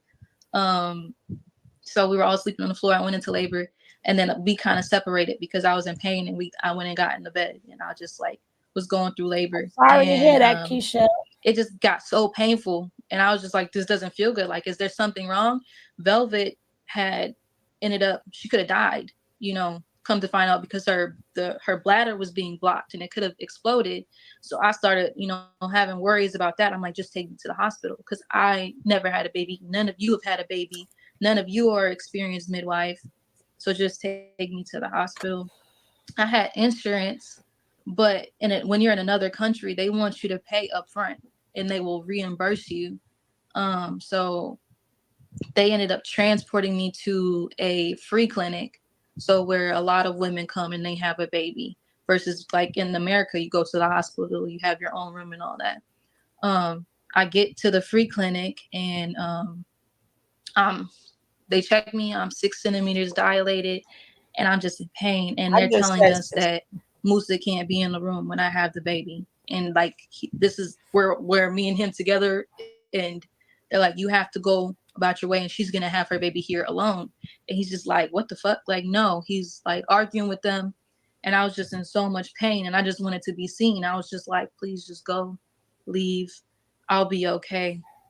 I kept my phone and I'm sitting in a hallway. They sit me in a hallway and I was there for hours. No one came and checked me. They're bringing women in and out and I'm just still sitting in this hallway and the doctors see me, but they're not. They're ignoring me. So after 2 hours. Isn't that the same exact story with Sheba? Isn't that the same exact story with Sheba? So was they using Joy's story for Sheba? Remember, she was in so much pain. I remember, but except for this point, they was in the hospital. Remember, they said, "True." I don't know, but I remember I got the video of all of them giving birth besides her, and that the story every story sounds familiar. On the dirty third world hospital floor. You can't even get a cell phone on credit there. So you know you got to go to the what the free clinics are like in these places. Yeah, that's sure. Like, you right. It's like the out here. It's like the emergency room. Everybody in there together. Right? In the waiting room, it sounds like with a dirt Uh, floor. mm-mm-mm. And this is the exact same story. As you hear it, right? Mm-hmm. Everybody had to go from one hospital to the next one, but the way she's saying I was in pain or whatever. But let's go. And he Me loved his being in people. labor, sitting in the chair, just a regular plastic chair in the hallway. See, same thing she would do. I like muster up all the energy I can. I grab my phone, I type in the message, and I bust in one of the rooms. And I'm like translating, like, I've been sitting here. You need to help me. I'm in labor. So the doctor just had a shitty attitude. He had a shitty attitude and just shoves his fingers in me. And he sees that I'm 9 centimeters dilated. And so they move me to a birthing room. But I'm in the room with like 3 other women, Mm. and there's just like hospital beds across the room, and they put me in one of the beds, and I'm supposed to just go there until it's time for me to push. I don't know, I don't speak Spanish, but I'm just in there, and everyone's going through labor, and they break my they break the water, but they break my water. My water hadn't broken. And they said it was procedure that they had to do it. I was in so much pain. I was throwing up. Everywhere. I ended up throwing up all over my bed, and the women in there just laughing, like the staff. Well, nobody trying They're to laughing. that They're not food. doing anything to help me. So like, I just remember just like it was just so hard, like, because you're going through labor, you're in so much pain. I'm experiencing so much pain. I just remember just like having to fight myself to like get up out this disgusting bed and go lay in another bed, and they're looking at me like I'm crazy, and I'm just like, no, like, I don't want to hear shit. I'm not, like, you saw, and you're not helping me. So I transport to another bed, and then when they start hearing me like hunker down, like in my moaning, I'm like, and they realize that my body's starting to push. They transport me to another room, and then I have Nubia in another room, and then yeah, that was the end. It was a traumatic experience. Yeah, that is extremely traumatic. So after you go through that traumatic experience, he's able to then come in with you. Like, how long are you there before you return back to the group? It just depends on like if you had to have a C-section, how you're doing after, how the baby's doing. No, I'm saying your particular experience. For me, I was there for 2 days, maybe 2 days. He was not allowed to be with me. He could come visit during visiting hours, and then he would have to leave. And they pretty much were waiting in a van for me till it was time for you to go back. Right. Okay, so in the video that I showed you, you said your baby was 3 weeks or 3 months? I think she was 3 months in that video. Oh, okay. So then eventually, you ended up leaving. You had the car accident. You had this realization that he's just manipulating. He's not, thinking about anybody else but himself, being a narcissist at that point. And also, like the resources are not allocated to what matters. Like you guys are getting Airbnbs and people are not paying for it. Then when it's time to go, like you're stuck without a plan, and you guys are not doing the community nation building that you guys set out to do. You're not planting anything or doing anything like that. So when you finally leave and you go with your sisters and you say your sisters and your dad were on their way. My dad. Yeah.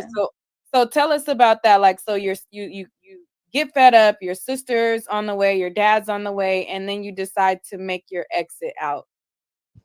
So yeah, they did the whole gang thing. That's what I was talking about, how they were just like surrounding me and just trying to intimidate me. But I noticed like it was a lot more aggressive than it was before. And like they were trying to push me. They wanted me to spaz out because they wanted a reason.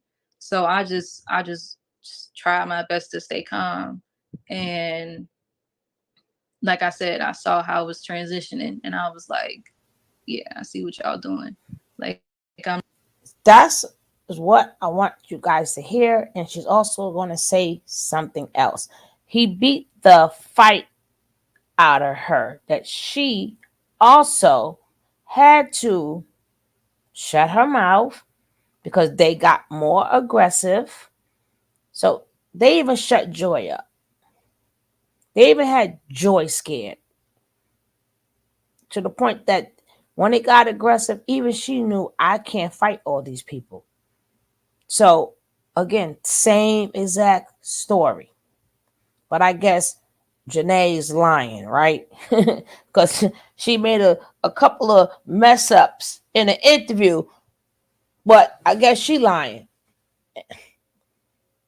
They I don't wanted to beat the. say, go on. No. No, Finish. No. Finish. no, I was finished. I just said they beat the joy out of Joy, that to the point that she was scared too and had to keep her mouth shut, hold her head down, and go through all that torment. But go ahead, sis. For her baby that she had, and I can't believe that doctor did that. So 9 centimeters is the Mm, size of a damn grapefruit. mm. 10 is a cantaloupe. Ouch, God, I don't want to have no memories. Ow, ow. So again, this is why I said this is very good because Joy said the same thing. Now everybody, oh, Joy fighter, she gonna get into enough. She gonna say something else again, right? When people come to ask her a question, because it wasn't easy for her neither, and they really wanted a piece of her. That they really wanted a piece of. Oh, you want to talk back? Oh, you think it's from the army? Okay, now get all these women up off you, right? So even Joy, they even took everything out of her that she couldn't even pop no crap. She couldn't go one on one. That's how hectic. I mean, not hectic, but that's how what you call it. It got there. Toxic. That's not the word I'm looking for either, but it sounds good right now, right? So, And we saw firsthand how they all start berating her, and she had to tell them, "Don't touch my baby." She had to get in the car and like lock herself in. Imagine all them people in the cult trying to get you to stay and like talking, like screaming at you, berating you. The freaking Caliber, his ass is a chomo, and he's sitting there trying to grab your baby. mm-mm-mm. Yeah, but I believe this one right here is, I don't know, because they all left so many times, but I think this one was the last one after he started telling them, to stall on the female. So each thing, that's why I said he didn't get that way. He always knew where he was going to go. That's why he kept changing plans. Yeah, I just didn't know he was changing the plans, right? But he knew that I'm gonna have these fighting, I'm gonna have that. But remember, just like how agendas go, cults go, they gotta walk it in slow. They, like you said, they don't come with a pitchfork. They walk you through slowly, but the plan is already in their head. He already planned to be the most dominant person, have the women, all this other stuff. Again, I'm going to repeat it. It's a shame that none of them will have justice. And I know, Janae, you tried your best. You tried everything you could do. It turns out Janae would be the strongest one that was there. Everybody was thinking it was Joy, but no. And you're going to hear some more things that he said to Joy. But she's like, enough is enough. Even I don't like these people. I got violated for the last time, and I don't want nobody else to get violated. So she took a step. She took a step. That's why Play Malaya. kickball with his nuts. And that's why Malaya could talk all this crap now. Because she got 2 years of not getting beat up. Of course you better. Now with Walk your it out inside there. doing the hokey pokey. Well, I seen the little video with them outside walking to their Uber and stuff like that. And I'm like, they really think they important people. They walking together like, I'm important. And put Malia in the front. Girl, whenever that man come home, if he make it home, even if he's gonna go over the floor, you will not be rewarded as what you think you are, right? because they Nope. don't. You gonna blame everything on him. You better hope he's staying there. Y'all better make a run for it. Go back to your families, because if he ever was to get out, everything is gonna get blamed on you. If it rained on his head, he gonna blame it on y'all and wail on yours. And even so, them Booker bringing back up her wanting to be the queen or whatever, that still would not. It still wouldn't go with him having intent of having relations with her. He knew that when he called her upstairs. I don't know where she, again, I don't see where she mad at, right? Because even if she was, I don't see how she would be mad about the queen when she got what, if she got what she wanted, right? If you're saying it that way, she's not mad because he the one called her upstairs. So if she's supposed to be queen, she ain't that mad. He calling her upstairs. What's she mad about? At the if it goes by what y'all say, all the jealous part. After you know how many times Nature Nut done punked Aaliyah with Nene. Nene got so much evidence, it's unbelievable. And I even put all the videos together. And some I didn't put together, but I got 3 different videos. Show please. There's too much evidence out there that states that no, no, no, and no, no, no, no, no. And it shows him begging. Each video, this ninja is begging, begging, begging. Because he, again, to use the charm, to get her to come, he's going to do anything necessary because he has to humiliate you publicly. How dare you? The nerve of you. Get on it, Solar. And then I'll call her myself and tell her, yeah, y'all going to be together. But as you hear, the same story, including Joy Going / back for her Tori. man too. Going back for her man. And in the back of it's easy in the back of Jay's head, she's thinking, well, I still got to get Solar out of here, so let me stay on his good side. Because if I got to come back to save my man, Mm-hmm. Mm-hmm. And each woman came back for a man, got baked. But she even said he beat up. I think that too. She knew that, and I said that before.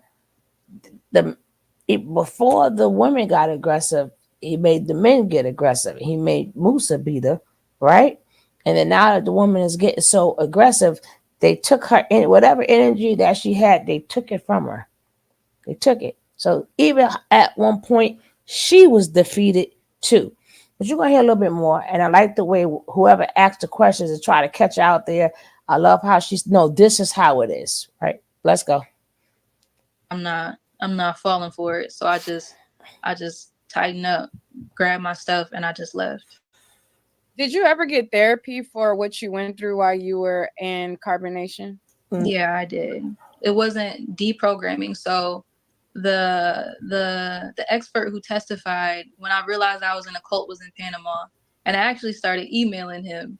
I got caught. Really? Yeah, I got caught sending the email though, so it didn't get sent. Damn. But I was looking into, when I found him, I was looking into reprogramming, and it's so expensive. So expensive. So I didn't get reprogramming, and he's pretty much the only person that does it. So I just went to a regular therapist and I opened up about my experiences there. Okay.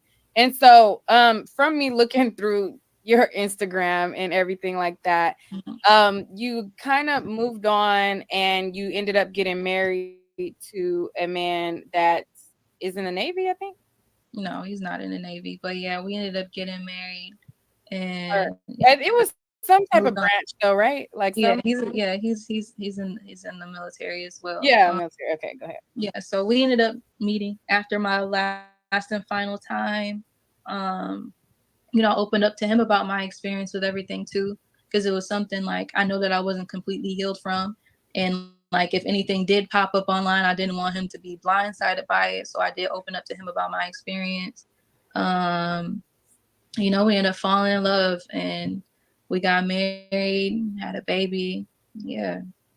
And you guys are still married now? Yeah, that's my babe. That's my babe. I heard that. She said, that's my babe. So I seen a video of Musa, and he said that he's able to call your daughter. Are you guys co-parenting now, or No, we never co-parented. That became a whole thing on its own too. Chief didn't want, when he was in the cult, he didn't want him to do that. So he wasn't allowed to do that. Then when he got out, when he, like, it was always, he would only communicate with us when he felt like he was trying to get me back. And when I was making it very clear that I didn't want to be with him, that's when he would disappear again. So it became a lot of that after I left. Like, for my final time, he would pop up and just see if, like, he could find his way in. I'm like, no, it's just strictly for Nubia. I don't want to be with you, whatever the case. And he would disappear. And he said, I said, listen, like, we can co-parent. We don't have to be together. You just have to be there for your daughter. Like, she's your daughter. You should care about her. And he was just like, I won't, because I want to see you suffer. And this was before I was with my husband at the time. A lot of men do that. I was together with him, so Yep. he wanted me to be a single mom, and he wanted me to suffer. Yep. So that's what he told me, and I was just like, well, that's going to be the last thing. Like, so I didn't have the support, so I was doing still to this day, I'm still doing everything. Okay, he had a video. It was since he left Nature Boy. Since after Nature Boy got arrested, it was some live that he did, and I think people was asking him questions about you guys' dynamic and relationship, and if he's in your daughter's life. And from my recollection, I believe he said, "We're good. I talked to my daughter." That was him trying to save face. Yeah, he was that. I know what you're talking about. He was in Mexico. Probably talking to us for a week, and that was him trying to get us back together. And when that didn't happen, he disappeared again. So he's not involved at all. So he don't call her, don't help you support her. No, you never have. No. Nothing. Would you allow him to be in her life? I fought for that. I fought for that for 2 years. For 2 years. Last year, when she was 3, was the last time that I said, okay, you cannot come back. You can't keep popping up and disappearing because your intentions are to be with me. We agreed to do. I'm not gonna get into. Well, you don't have to get into like your business, but you know. Right. Yeah. But yeah. You guys agreed to make he pretty much arrangement, was like, I don't. He's like, he's got it. Your husband's got it. I don't want to be involved. But yeah, he's done. He's provided no support. He's provided no parenting. Nothing. He's not been involved. His family's not involved. Damn. It's even his mom, because you said like when you were in distress, you sent videos to the mom. He was in the beginning, and then every now and again she checks in. But as far as like financial support or anything like that, no, nothing. It's just, oh wow, how's the baby? Okay, she goofy too. That's as far as the effort goes. Yeah. Okay, well, I'm gonna open up the floor. Anybody who comes up here, be respectful, you're gonna get dropped. She has not given anybody the any iota that it is okay to be disrespectful at all. So I'm gonna open the panel and to questions from you guys that want to ask questions. I know a lot of people have been following the group, but the moment that anybody gets disrespectful with her and not treats her as a guest over here, we are going to stop that right away, because she's been nothing but pleasant and a pleasure to talk with. But yeah, I remember seeing your journey, and like I said, I started watching when see, that's the difference. Like, people be wanting the guests come up there, and no, you don't do that. If you want to do commentary on it later, then do it later. But treat people like, especially if they're cool and they calm, don't bring people up there. I hate when people bring you up there to set you up. But I like she's conducting this, but the questions, like, they're gonna try to, but we're gonna go. Like you and Musa was together, and I would see like, it seemed like real toxic in the, the videos of you trying to like stand up to Nature Boy. I think it was one video I remember. I think you guys were inside of a house, and it was like a couch that kind of like went around. something, That and was like, the call. yeah, and I think it was like a video that I seen, and like you were kind of like standing up to him, and I was like, "That's right, girl. Don't be letting them just tell you anything." Yeah, that was like the thing between us, and it became, "What do you have to say now, Joy? What do you got to say now?" And then it just like, yeah, I learned that I talked way too much. Like I was talking for no reason. Nobody was listening. No, He was, you yeah, I was was just penetrating somebody. wasting energy, man. All right, so I'm gonna bring some people up, but before I do, I want to know, like, looking at yourself now versus where you were when you first went there, what is a message that you would give to your younger self getting ready to go on to this journey? Like, if you see yourself and you see yourself cutting off your hair, going in a tent by yourself, and you're about to enter into this group, what advice would you give your younger self?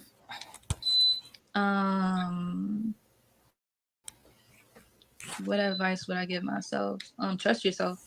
My first night there, I knew it was something was off, and I didn't have the boundaries. I didn't have the respect for self to honor myself and trust myself to leave. And so, yeah, I would teach myself boundaries and to trust myself. Yeah, that would be the message. And I didn't cut my hair off for the cult, just FYI. That was a decision I had made before I found the cult. My hair was like thick and curly, and I was tired of dealing with it, so I cut it off. So I had short hair already. The message was to not cut your hair. The message was you should not cut your hair because it's your connection to God, and you have melanin in your hair, and your melanin is how you communicate with God, right? How you communicate with nature. And everyone cut their hair off out of respect for Eliana. It wasn't like a hazing thing. He didn't cut her hair off. She cut her own hair off because she had lice.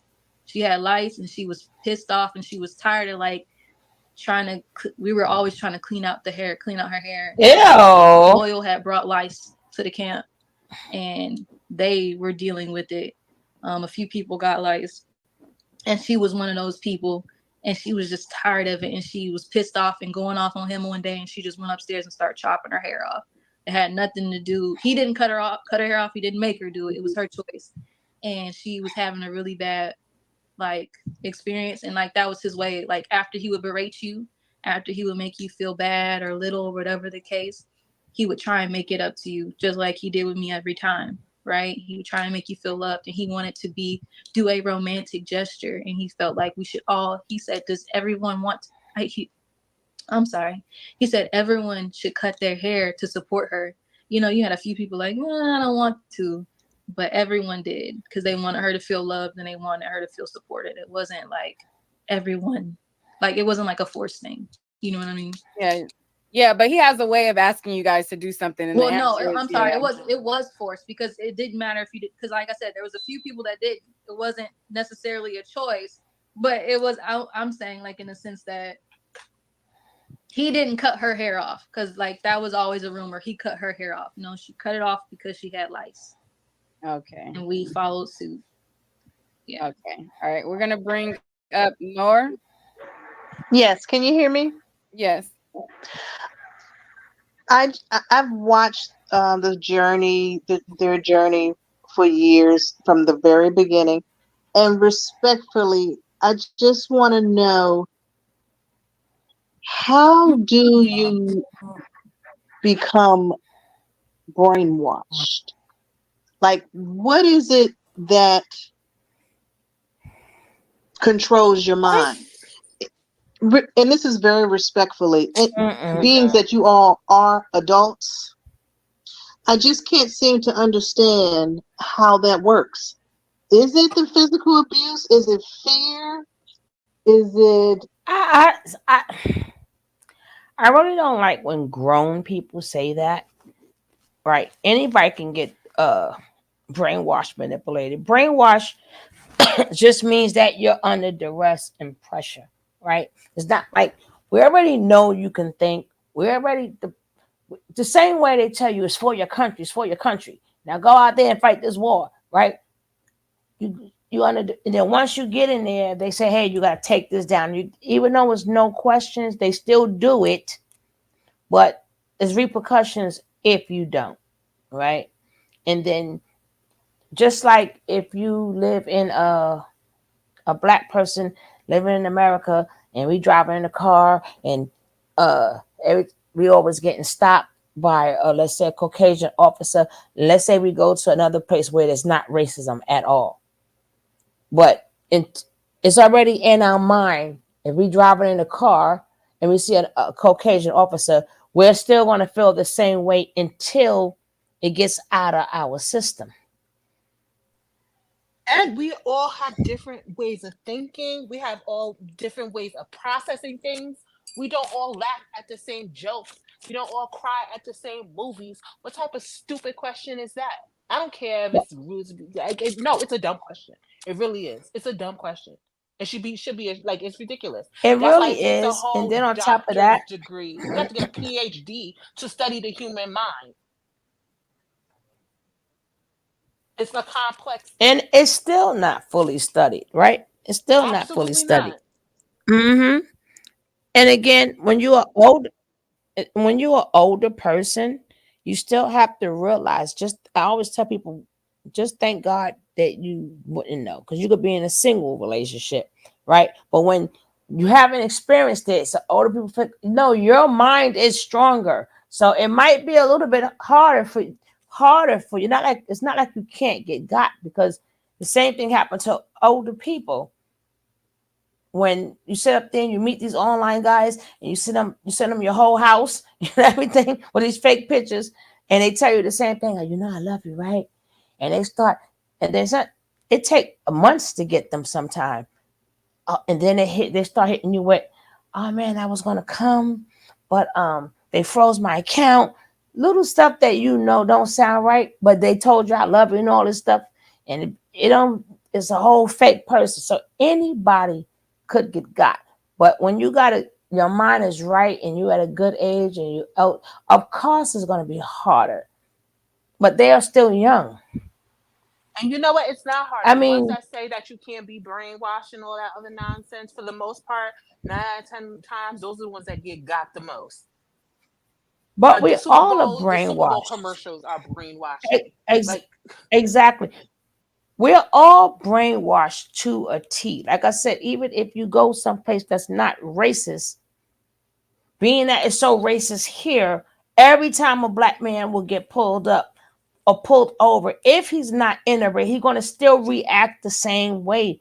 Same way we watch TV. Oh, what time is coming on? And we'll watch the show for years. That's like we dedicated, let's say it's a series. And we can't wait for the new series. Why? They brainwashed us to watch that show. That some show we gave 7 years of our lives to, 8 years of our lives to. We're there.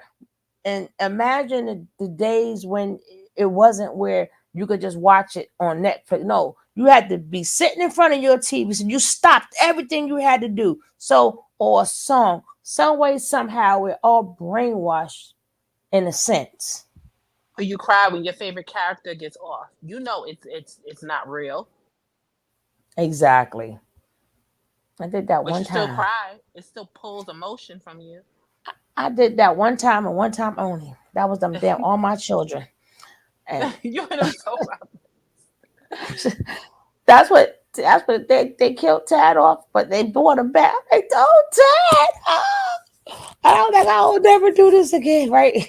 But Tad baby God, I don't know if y'all know. Yeah, it was Tad. He played Tad on All My Children. I don't even know if y'all remember, but he does play a doctor role in General Hospital now. I don't even know if he's still there, but he was a nice, handsome guy. I was like, oh no, Tad. And I was like, I won't do that shit again ever. I still be feeling away, but I would not be there. But yeah, it happened one time. The damn soap operas. Tad. I think that name sounds familiar. I gotta ask my boo, because he is he's not a thug, but he he that type.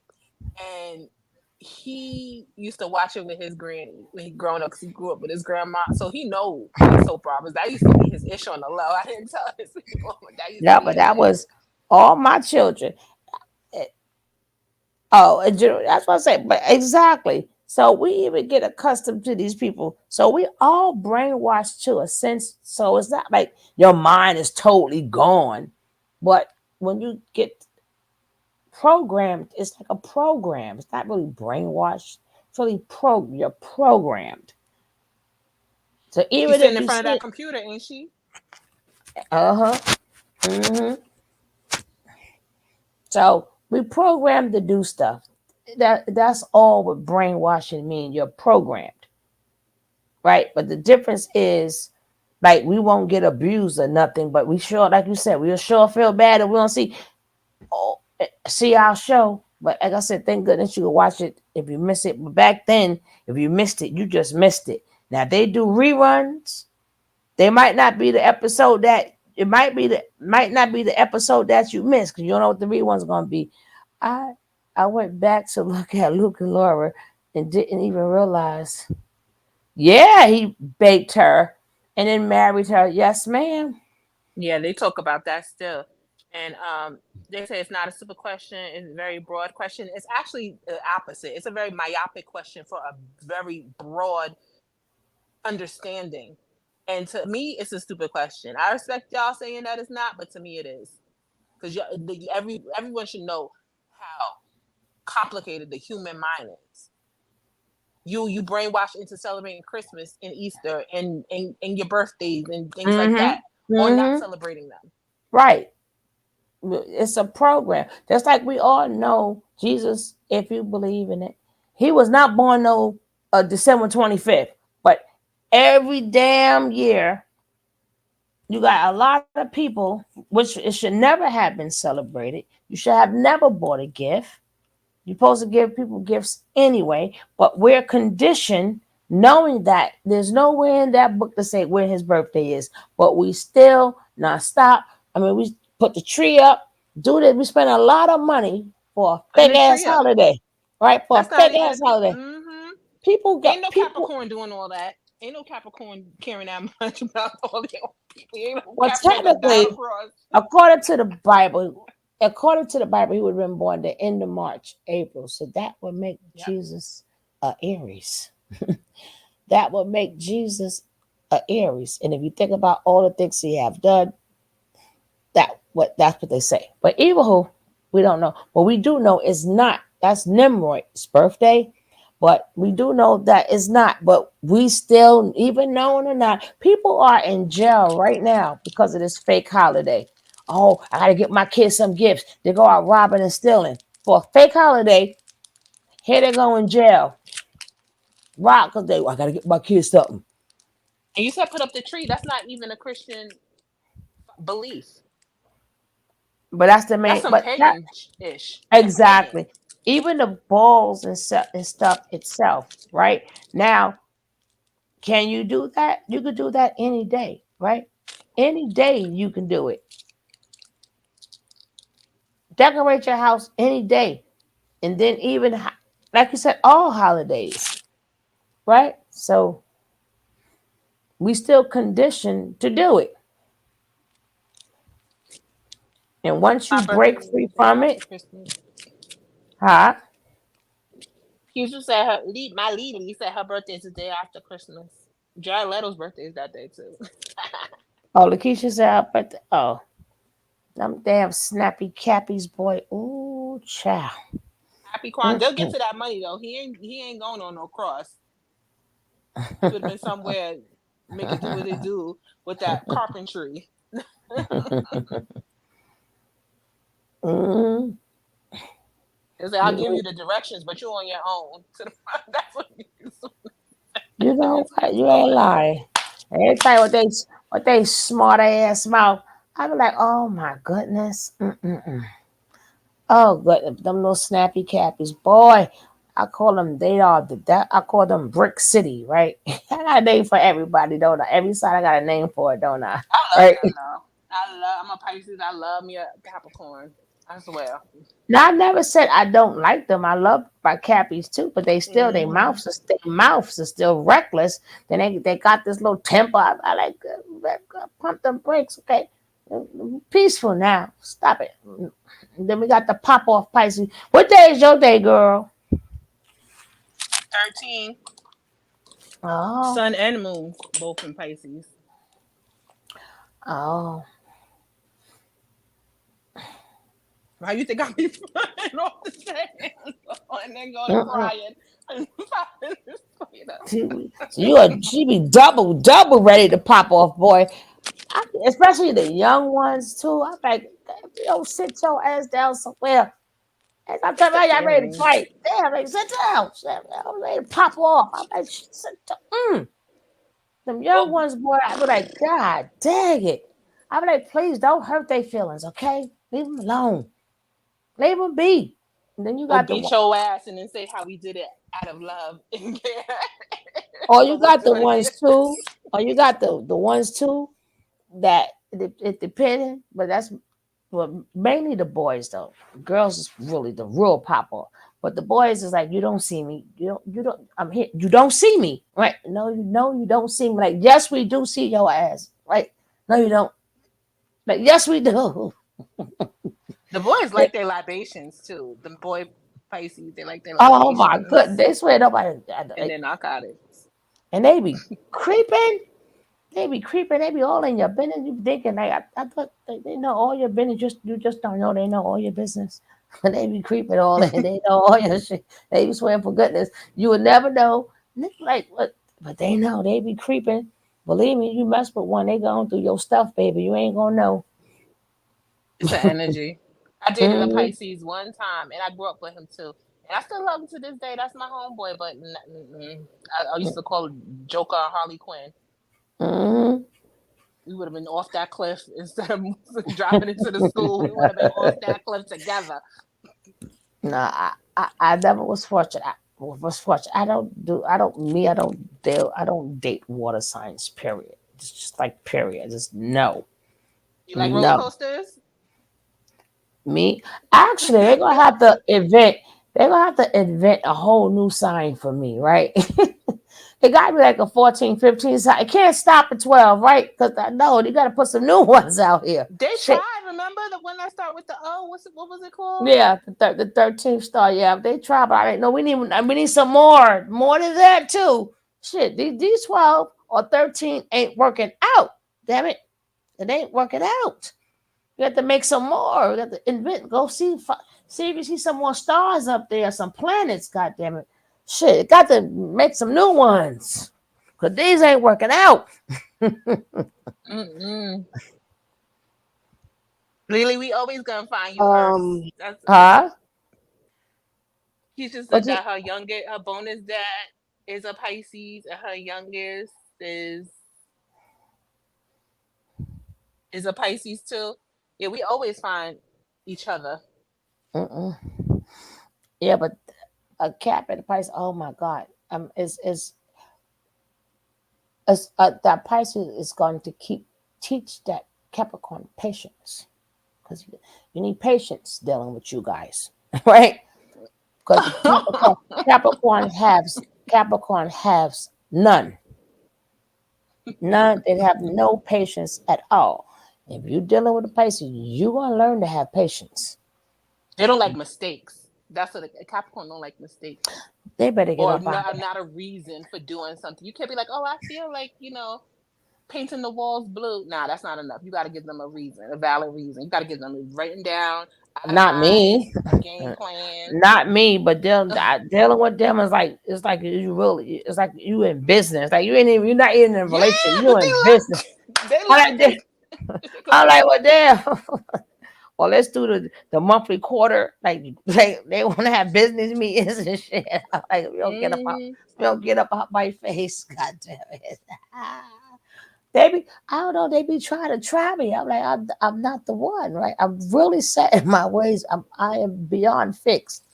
But you could try though. You can try. And them cappies, they good for. I'm gonna check you. Somebody got to check. Well, ain't gonna be you, right? Give them another job. Tell them I don't know. Well, for them, gives you money. There you go. For them, it depends. Like if shadow side is, they're gonna get you. If you're not the shadow side, like the ones that's not shadow, like the shadow side ones are alcoholics, right? they work and going nowhere, right? Every time I turn around, they work and going nowhere, right? But remember, everybody got it. It could be the shadow. It's up to you which one you pick, actually.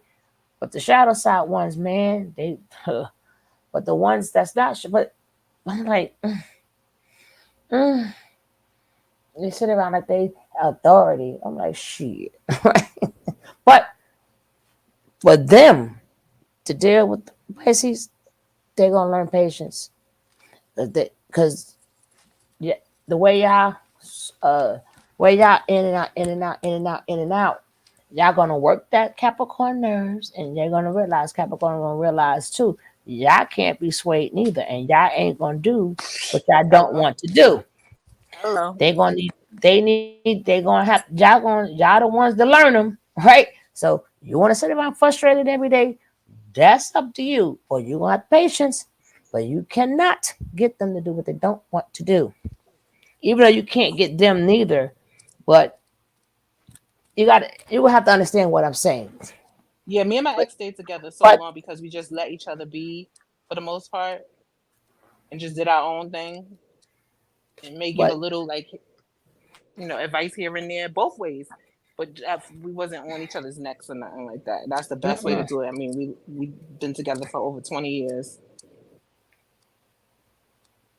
We just come home and watch True Blood or Game of Thrones or something else.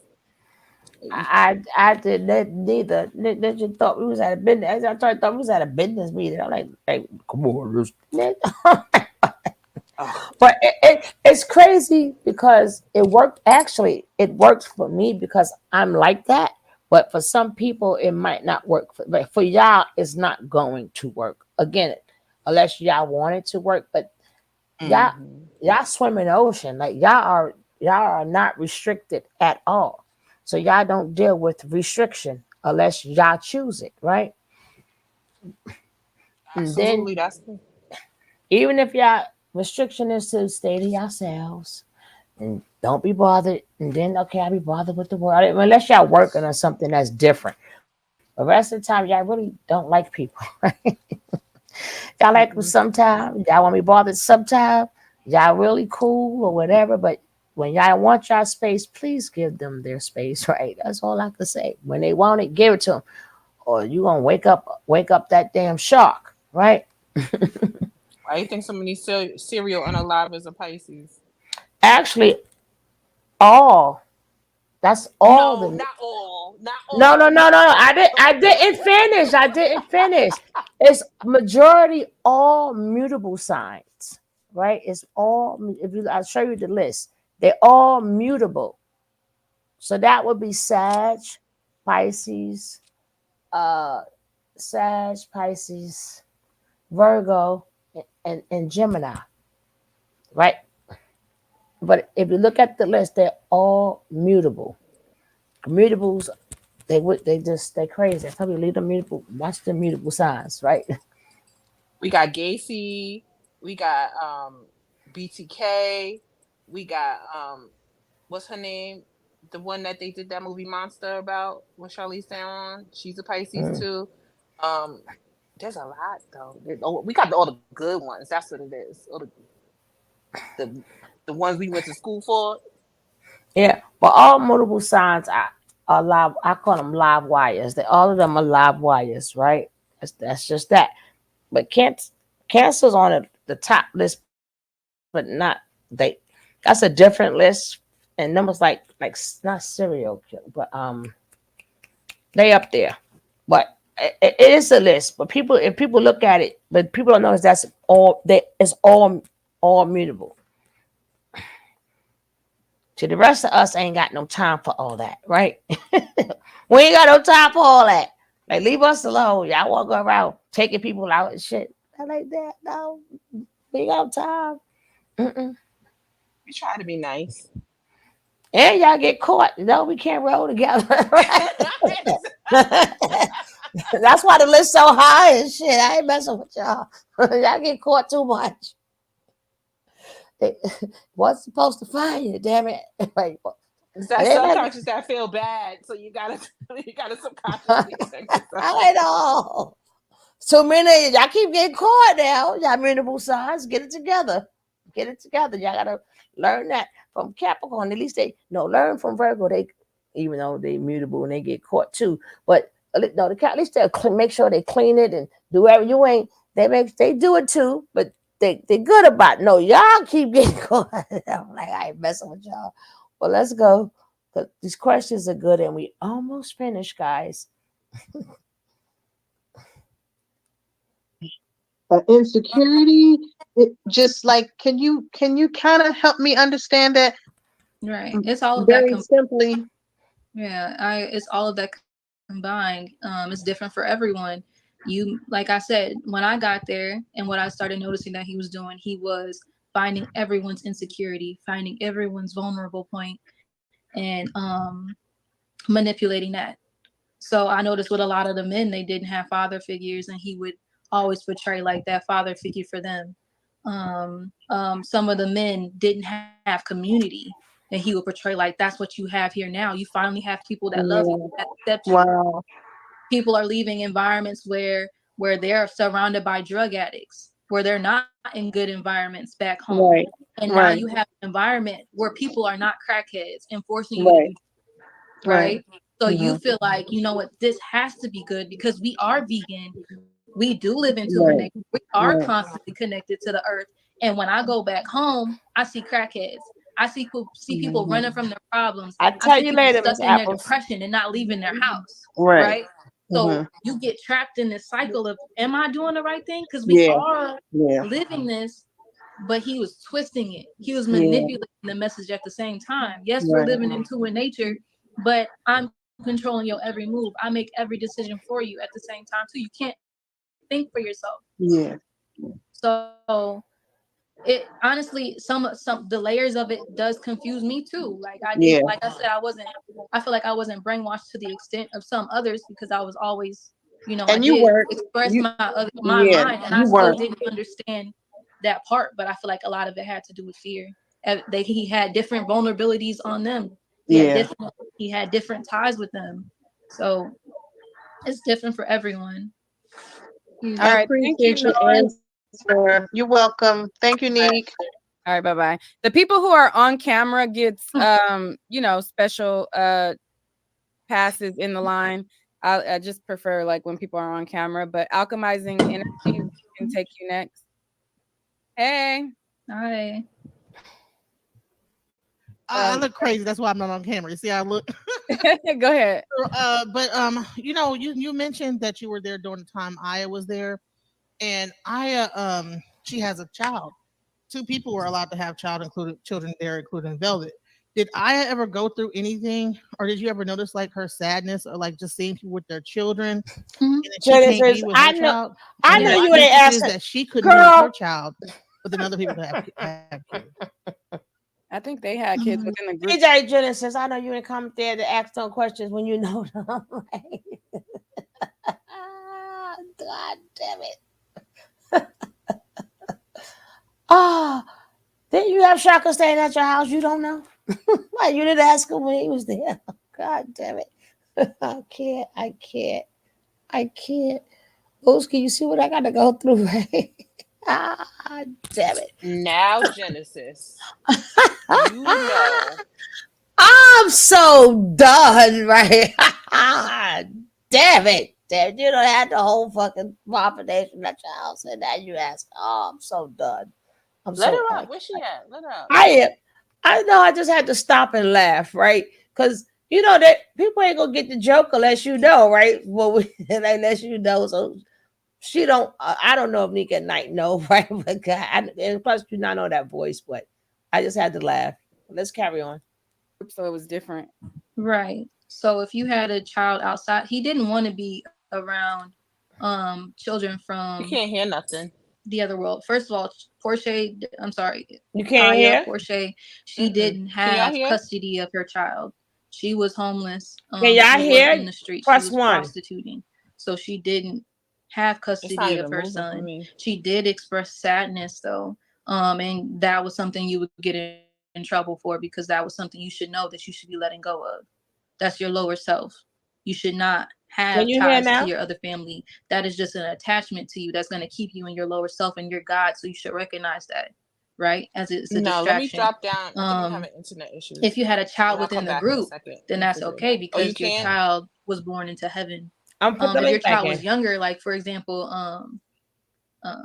Athena, and I don't know their real names, Athena, and I think they go by Icy now or something. I don't know. Haru, I know him as Haru. Athena and Haru, they had children, Bam and Strawberry, and because they had custody of their children, they were able to bring them, and they were still young. Then it was okay because from birth to the age of 7, you're like a sponge, right? You're absorbing your environment, so they're able to be programmed to the environment. And they had no ties to the outside world. But he just didn't feel comfortable being around other people's children because he felt like the system would try and find some way to trap him. That's what he would always say, like, nah, I seen what happened to, I don't know if it was Dr. York or somebody. He's saying like somebody, like another cult leader had an experience where they were charged with assaulting children. And he said he didn't want that to happen to him. He didn't even want the chance of an accusation like that. Do you think it has something to do with what he said? You know, how he said earlier about his son doing this, that, the other with him, you know what I'm saying? Touching his, there was that whole video that came out. I don't know. What do you mean? Say it again? Ask the question. Well, there was a video he put out before about his son touching his penis while he was having sex with his. And did you see any kind of weird stuff like that? Like, no, he never displayed any weird behavior towards children. He didn't say that he was having sex and then he touched his son was touching him during that. He said he was walking around naked after having sex. No. And his son saw his penis and he was like, Daddy has a big penis. No. A child just identifying a body part. No. But he never displayed any that's not what he said. Weird behavior to children. You wasn't like there that yet, I saw. Tori. For me, I started feeling like it was a little weird that he felt comfortable having sex. At that point, Joy, when he said that, Joy, you weren't there yet. So you might not remember, but you're a little bit incorrect there. All right, well, let's go. In front of his child. I know that became a thing while we were there, though. Like, he had sex with Velvet in front of their child, or like while they were sleeping, from what I know. I don't know. And then I heard how Velvet got upset that the baby was latched on to Aya, not her own baby. Velvet's baby was latched to Aya, and he was having sex with Aya. That was odd to me. But other than that, like, I didn't see, those were the red flags to me, but he didn't have interactions with children that I saw. All right. Thank you, Alchemizing Energy. Is this the real Juju or is this somebody trolling? Who is this? Is that him or is he trolling? I just see y'all going back and forth with him. T? Yes. Can you hear me? Yes. Okay, perfect. Okay, you talked about the lice and how Velvet got tired and shaved her hair off. And then I remember that scene where he was like, "Oh, we just love Velvet so much and we all did it." And then she Velvet answered that already. like, yeah, they just love me and I'm okay now. Oh, God. And when you think about that, that was not about love. There were lice in the house. You said that it was being passed around. She shaved her hair off. It was a way for him to look good, but ultimately it was a way to eliminate those lice. It makes that too. I mean, everyone didn't have lice, but only like a few people did. But yeah, that was So exactly. That was he used that to his benefit to do all this BS. But I didn't even think about that too. So yeah, it was at his benefit at the same time. Clearly. So also, I just want to know, because it has always, I'm a hypochondriac. I've always wanted to know how that had to be the case with diseases. There's no way people weren't consistently dealing with some type of a bacterial infection or yeast or STD, something. Can you confirm that? Because there's just no way. I don't know other people's medical information. I don't know that. I know Malia, but from online, she was dealing with her stuff. Some of the women were dealing with this stuff, but I can't speak for them. But you all slept with each other, like kind of. No, we didn't all sleep with each other. I wasn't sleeping with them. I wasn't having sex with them. Yeah, it's ex with Eligio. you all would date one, go with another. So everybody was kind of swapping around throughout So that I'm time. saying I can't speak for them. I don't know if they went to the doctor and got checked. So That's what they I'm must saying. I have can't not speak. then. I can't speak for Aya. I can't speak for Efru. I don't know I think what I'm saying is their I medical don't see record. that. I can't see that being a secret. Just like the lights wasn't a secret, but everybody pretended that it was. Yay, we just love velvet. So, but anyway, that's all I wanted to know. Thank you. Okay. Mm-hmm. All right. Thank you, T. Chit chat. Hey, Nick, how are you doing tonight? I'm doing well. Hey, Tori. Hi. So glad to see you. So I just have two questions, and but the first thing I want to say is thank you for sharing your story. For every person out there that wonders how do people get into this, everybody's at different walks in life, and sometimes you're at a vulnerable state. So it's easy for a lot of people to fall into this trap. So kudos to you for getting out and doing the best for you and your daughter. And if you can help anybody sharing your story, then I'm so proud of you for doing that and standing up. Thank you. I just wanted to ask you two quick questions. So, do you remember when Ra and Aya had to go to a hotel? Mm. Um, was that a punishment because they did something wrong and then later on they were able to join the group back? Yes, they got kicked out. But instead of going home, they decided they were gonna stay in Mexico. I think Ra got kicked out because she had ended her relationship with Chief and was with Solar, and he said that Ra was being a distraction for Solar, so he kicked her out. And he said, I don't know why, he was just always breaking Aya down, finding any way he could break her down and humiliate her, and he found a reason to kick her out too. And they decided just to stay in Mexico because they believed in the message and they didn't leave. And then he was like, okay, y'all really didn't leave. Y'all stayed out there by yourselves and y'all stayed in tune with the message. So he let them come back. Okay, okay. So I know you can't speak for the group. I know you only can speak for yourself. So I don't know if you heard, if you're aware of one time he was on live and he said he and Velvet were sitting next to each other.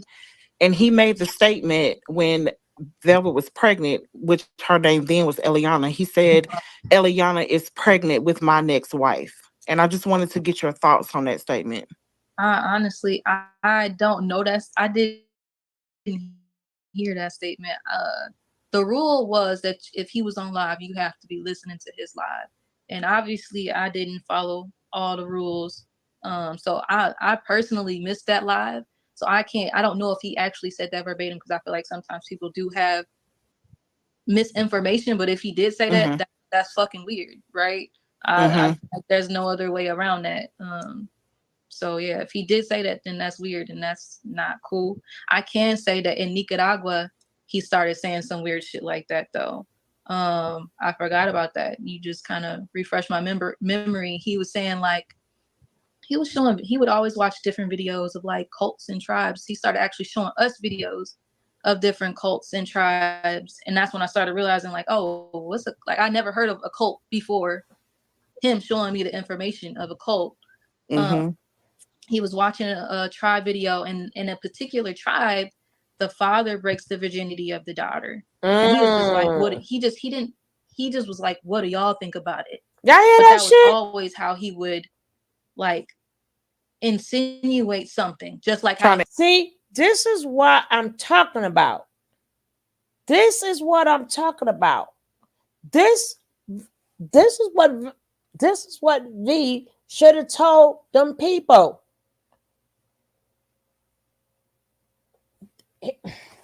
That is crazy. But again, this is the man that you guys want out so he can have more kids and break the babies with JJ. But this what y'all people want, not us. Not us. I was waiting for Faye Hudson to bring up, see where she at. Was type in the chat, girl.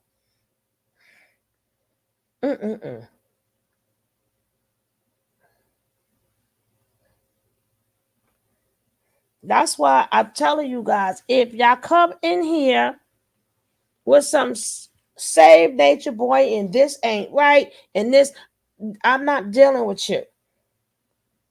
I'm not dealing with you at all. No, I am not. All this sick ass shit. What do you think you're gonna do when come out? He'll get a new young girl, get her knocked up. God forbid she has a girl. That's why when we synced that video with him dancing, that was a point of grooming. And we seen how he even knew that it was starting to rise. And then he closed his legs. And then trying to act like when you see something done on TV and that is not even brought up in court, even this conversation, period. And then he's so bold at it. Like he's showing you what he's doing to his own on TV. Yeah, it grew. And so what? That's why I said you guys have to, you got it. People was asking good questions. Good damn questions. I know, Nick, right? Mm-hmm. Stop playing.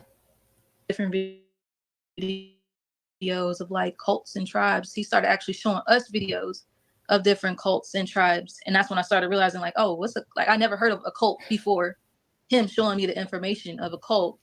Mm-hmm. He was watching a tribe video, and in a particular tribe, the father breaks the virginity of the daughter. And he was just like, he just was like, what do y'all think about it?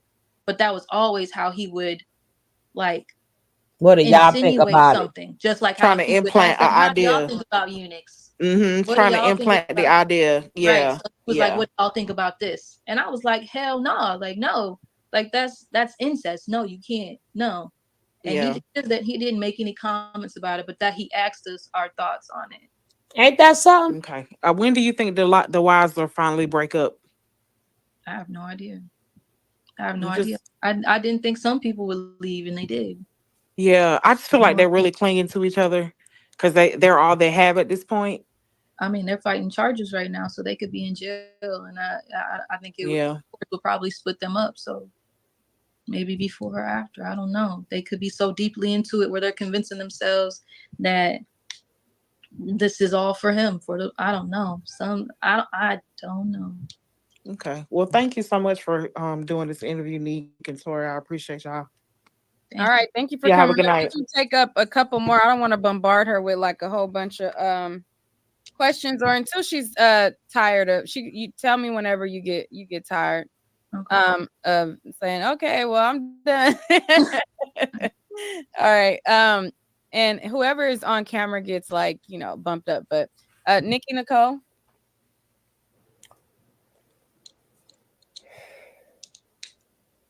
Hello? Can you hear me? Yes.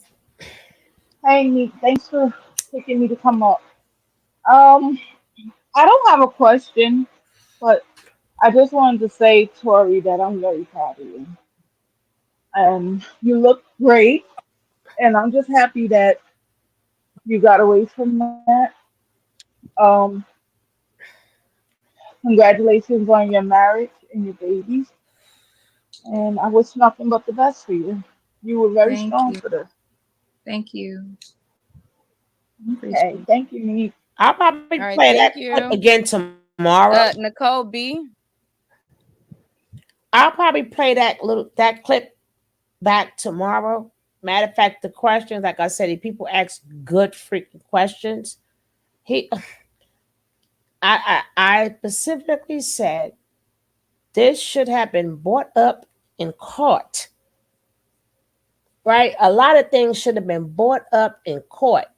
And people heard about these things. They heard about the incest. They heard about him mating his kids. And they still, though we got he's not the only sick person. Well, let's carry on. Hi, Nika, Tori. Can you hear me? Yes.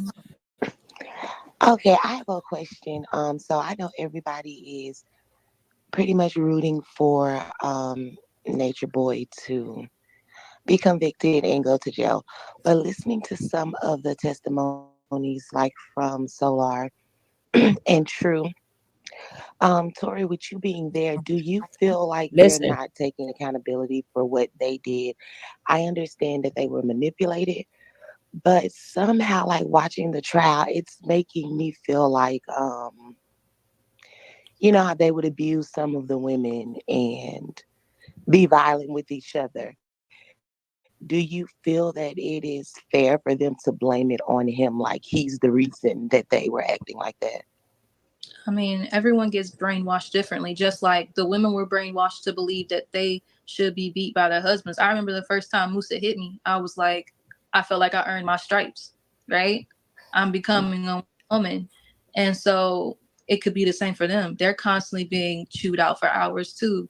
They're constantly being told this is what a man does too. see, I didn't want to cut that off, but she is saying a lot of things that I was saying already. If this man comes back out and if he's training people to do these things, and remember, if he comes back out, the videos of him talk, he don't have to be explicit anymore because if they start to follow him now and they believe in his message, he could always say, go to YouTube and look at my old videos. And you're going to have a lot of young girls thinking that, hey, this is how it's supposed to be done. Woman needs to sit down, need to be silent, be called names all day, serve a man, and if you bad, get beat. And the men going to think that a woman's supposed to lavish them up and beat them, right? This is being pushed. But again, this is the man people is trying to find a little technical on, right? But y'all don't have no idea how bad it's going to get if that man gets out. You have no idea. None.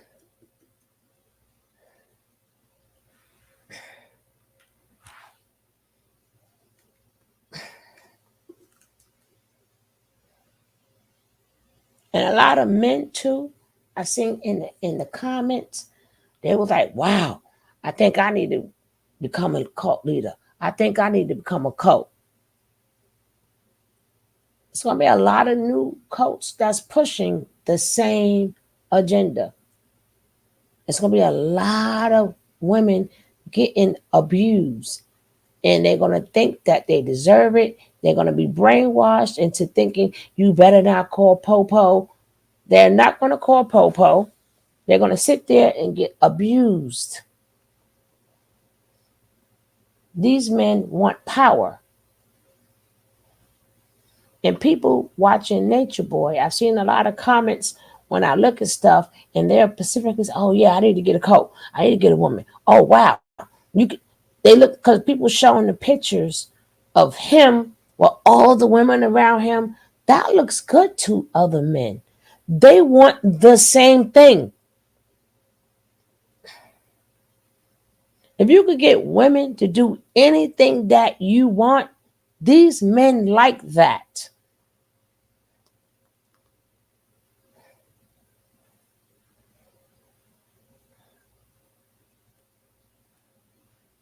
You know what I mean? So they're getting their teachings from him that this is what they should be doing. And that's, you're hearing them say that to us. When the shit went down with Musa, what did he say? Chief said, this is how my wife should do. Chief said, this is what we should do. You know, and they're always referring back to him, right? Because everybody's trying to be like him, because that's what he says, you should be like me. Okay. All right. I just wanted to get your opinion on it. Because like I said, for myself, I'm like, okay, there's some things that you as being an adult, I guess, and maybe it's just the way that I'm looking at it, you know, nobody should be able to, if you know it's wrong. I mean, they're taking accountability in the sense that, like, yeah, I did that. And they're, you know, True, I've spoken to True and he's apologized for the things that he's, you know, said to me. Oh. But as far as like going into that in court, I don't, you know, they're only answering what the prosecutors and the defense are asking. First of all, right? they're not they're not asking them about their See, emotions. And technically, he's not trash, Itty. The point is, what is he gonna do? They in a cult together. How do you? None of them are worse than the leader, right? None of them are worse than the head. He's trying to get the head off, right? He's trying to get him off. He's being a lawyer. So anybody he cross-examines is going to open the floodgate for even this conversation, right? A lot of things. Do you know how that man going to look? They could do whatever they want to do. He's not trash. He got the leader right there. And everything comes under the leader. And if these people don't seek therapy, technically, and I always keep telling you, they still indoctrinated, right? So even though they're going against, the lawyer is between a rock and a hard place, baby. He can't do nothing. He can't cross-examine. But what he gonna do? Because when you ask them questions, Booker don't know what the answer's gonna come out their mouth. So he better not even ask them certain questions. He got to stick with dates and times. He got to stick with trying to catch them in a lie. So when he write his thing at the end, but he can't say, well, blah blah blah blah blah blah. They did. So Booker not trash. Booker just he can't do it. He's the head.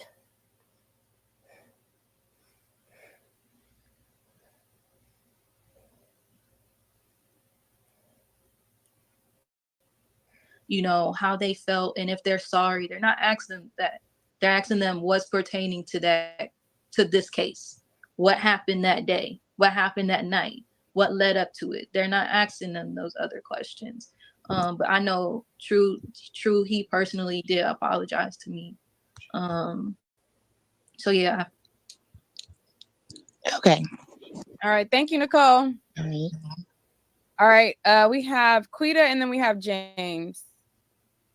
Hello. Hi, This is my first time seeing your channel, Neek. So thank you. But hello, Tori. I don't really have that many questions. It's just I find your experience to be quite unique and interesting. I find all of your experiences in that. I don't know. Maybe it's just because I'm Black. I don't know. But my question really was, how do you view the world?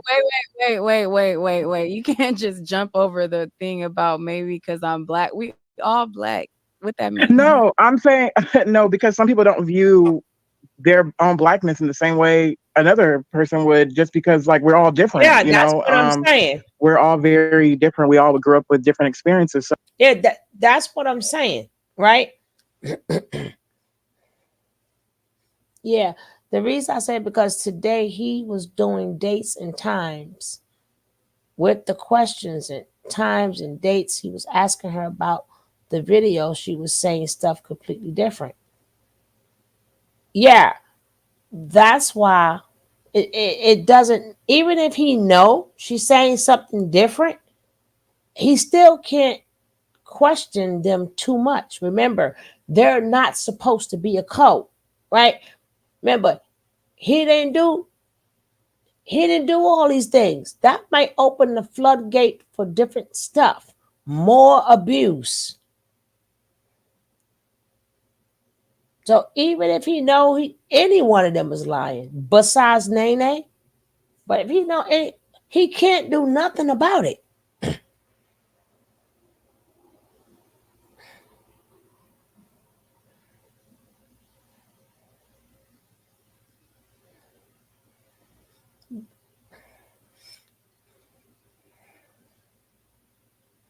Oh, that happened to me when my daggone I was live on my internet without.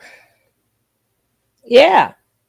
What he gonna do? Say you lying? That's just like when she was talking about the video with him saying that he touched the child peen. Now I can say, hey, yeah, I came across him when he was talking about letting the child touch the peen. Book, what is Booker to say? What year was that? He got to skip past that because that video exists. It exists. It's still here, right? It's not hard to find that video. Like, even with the dog, somebody could say, hey, that ninja let a dog, lick him up. What Booker gonna say? That video is still here. People still have that video. Somebody could send it right to them.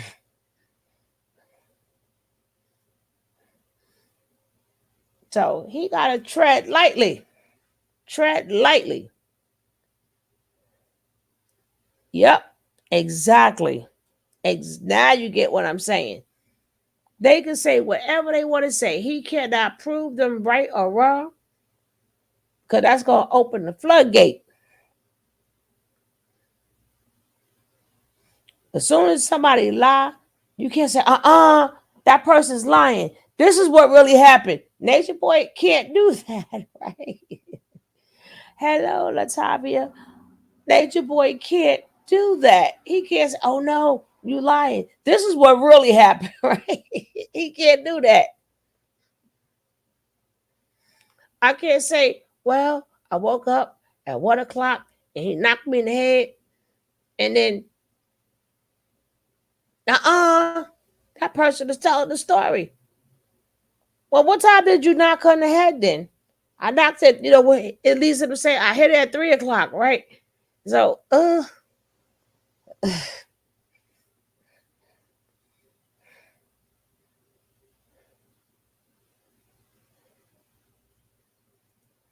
So I was in the chat earlier and someone was saying, there's all types of cults and this isn't just the only cult. But to me, when I think I was like in my early 20s when I first saw Nature Boy's cult on Bigo.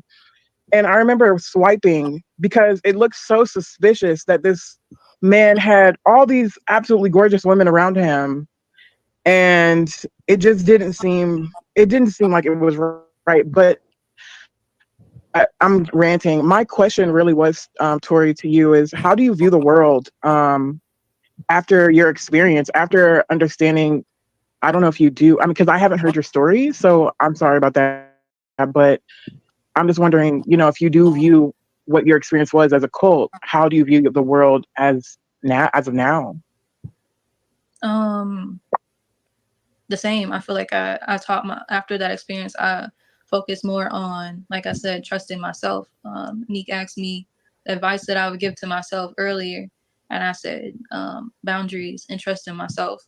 Because everyone has that internal voice.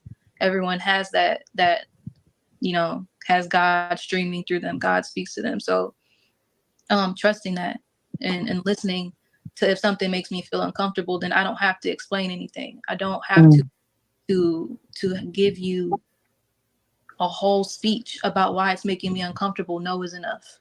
Me wanting to separate myself is enough.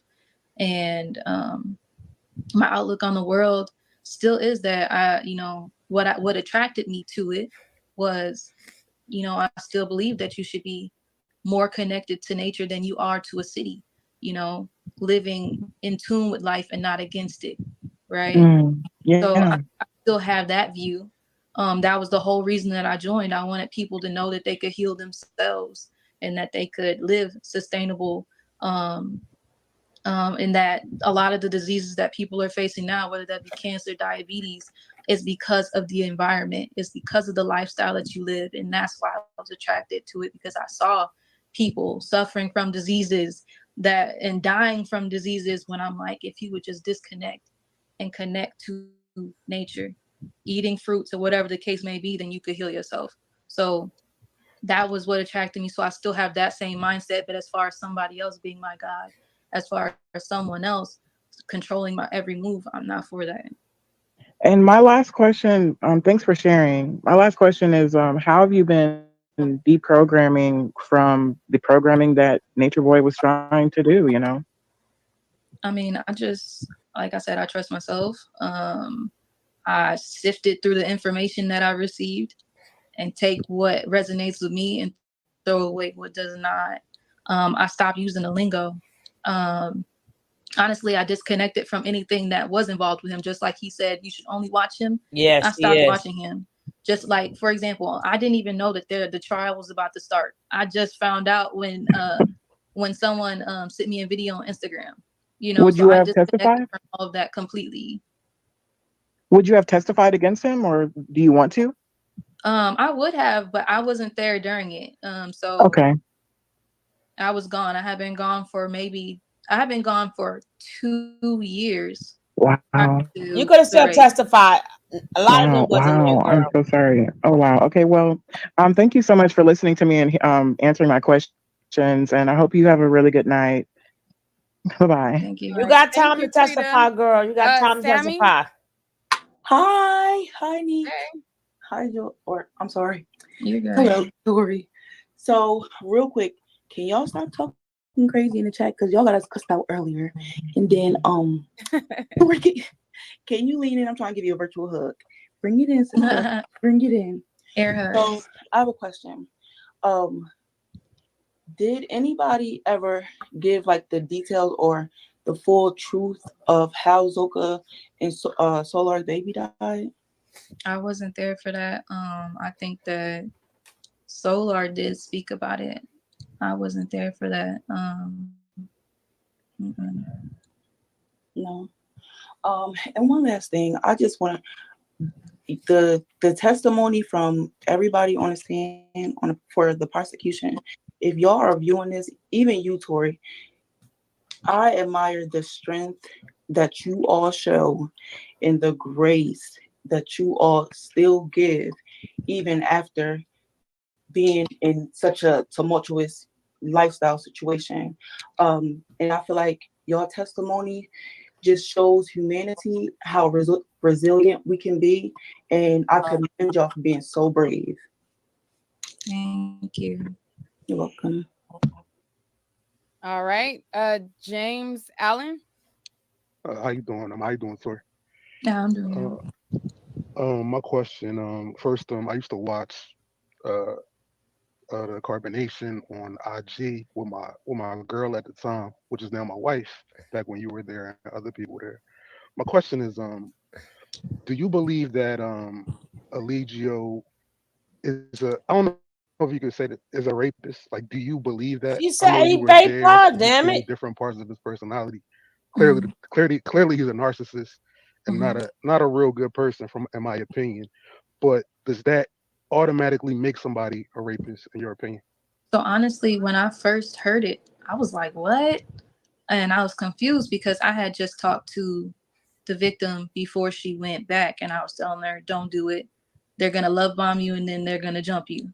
Right. So I was confused and I was honestly skeptical. And then I was like, you know, I analyzed everything. I started thinking about him and everything that I experienced. And I was like, yeah, he did it. He definitely did it. Like, think about your first experience there. Think about how he's very manipulative. You know, I was like, for sure. He for sure did that. When you think about how he handles women,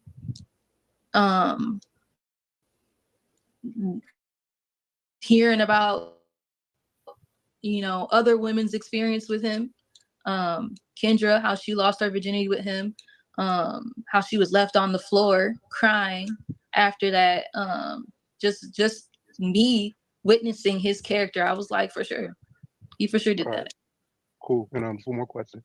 Why, when you was there, did y'all ever, like, did you really believe he was God, or like a form of God, or spoke for God? Like, did you truly believe that, or was like your time was just on some nature, you know, and I just got to deal with this man? But did you really believe that? The little brown No, I guy think that was the thing that I struggled with, was seeing him as my He was God. always so quiet I and believe that graduated. he streamed God, but I thought that we all Oh streamed yeah, God, yeah, and that's yeah. what I was He taught. alright. Like through his messages, is that we all are able to stream God. We all have a connection to God, and that was the belief that I resonated with. And when it started turning into, you shouldn't think for yourself, and you thinking for yourself is dangerous, and I should think for you. That's when, like, that's where the confusion always began for me, because I'm like, I can think for myself. I don't need you to think for me. I don't need you to make this decision for me. And I saw how he was trying to manipulate other people.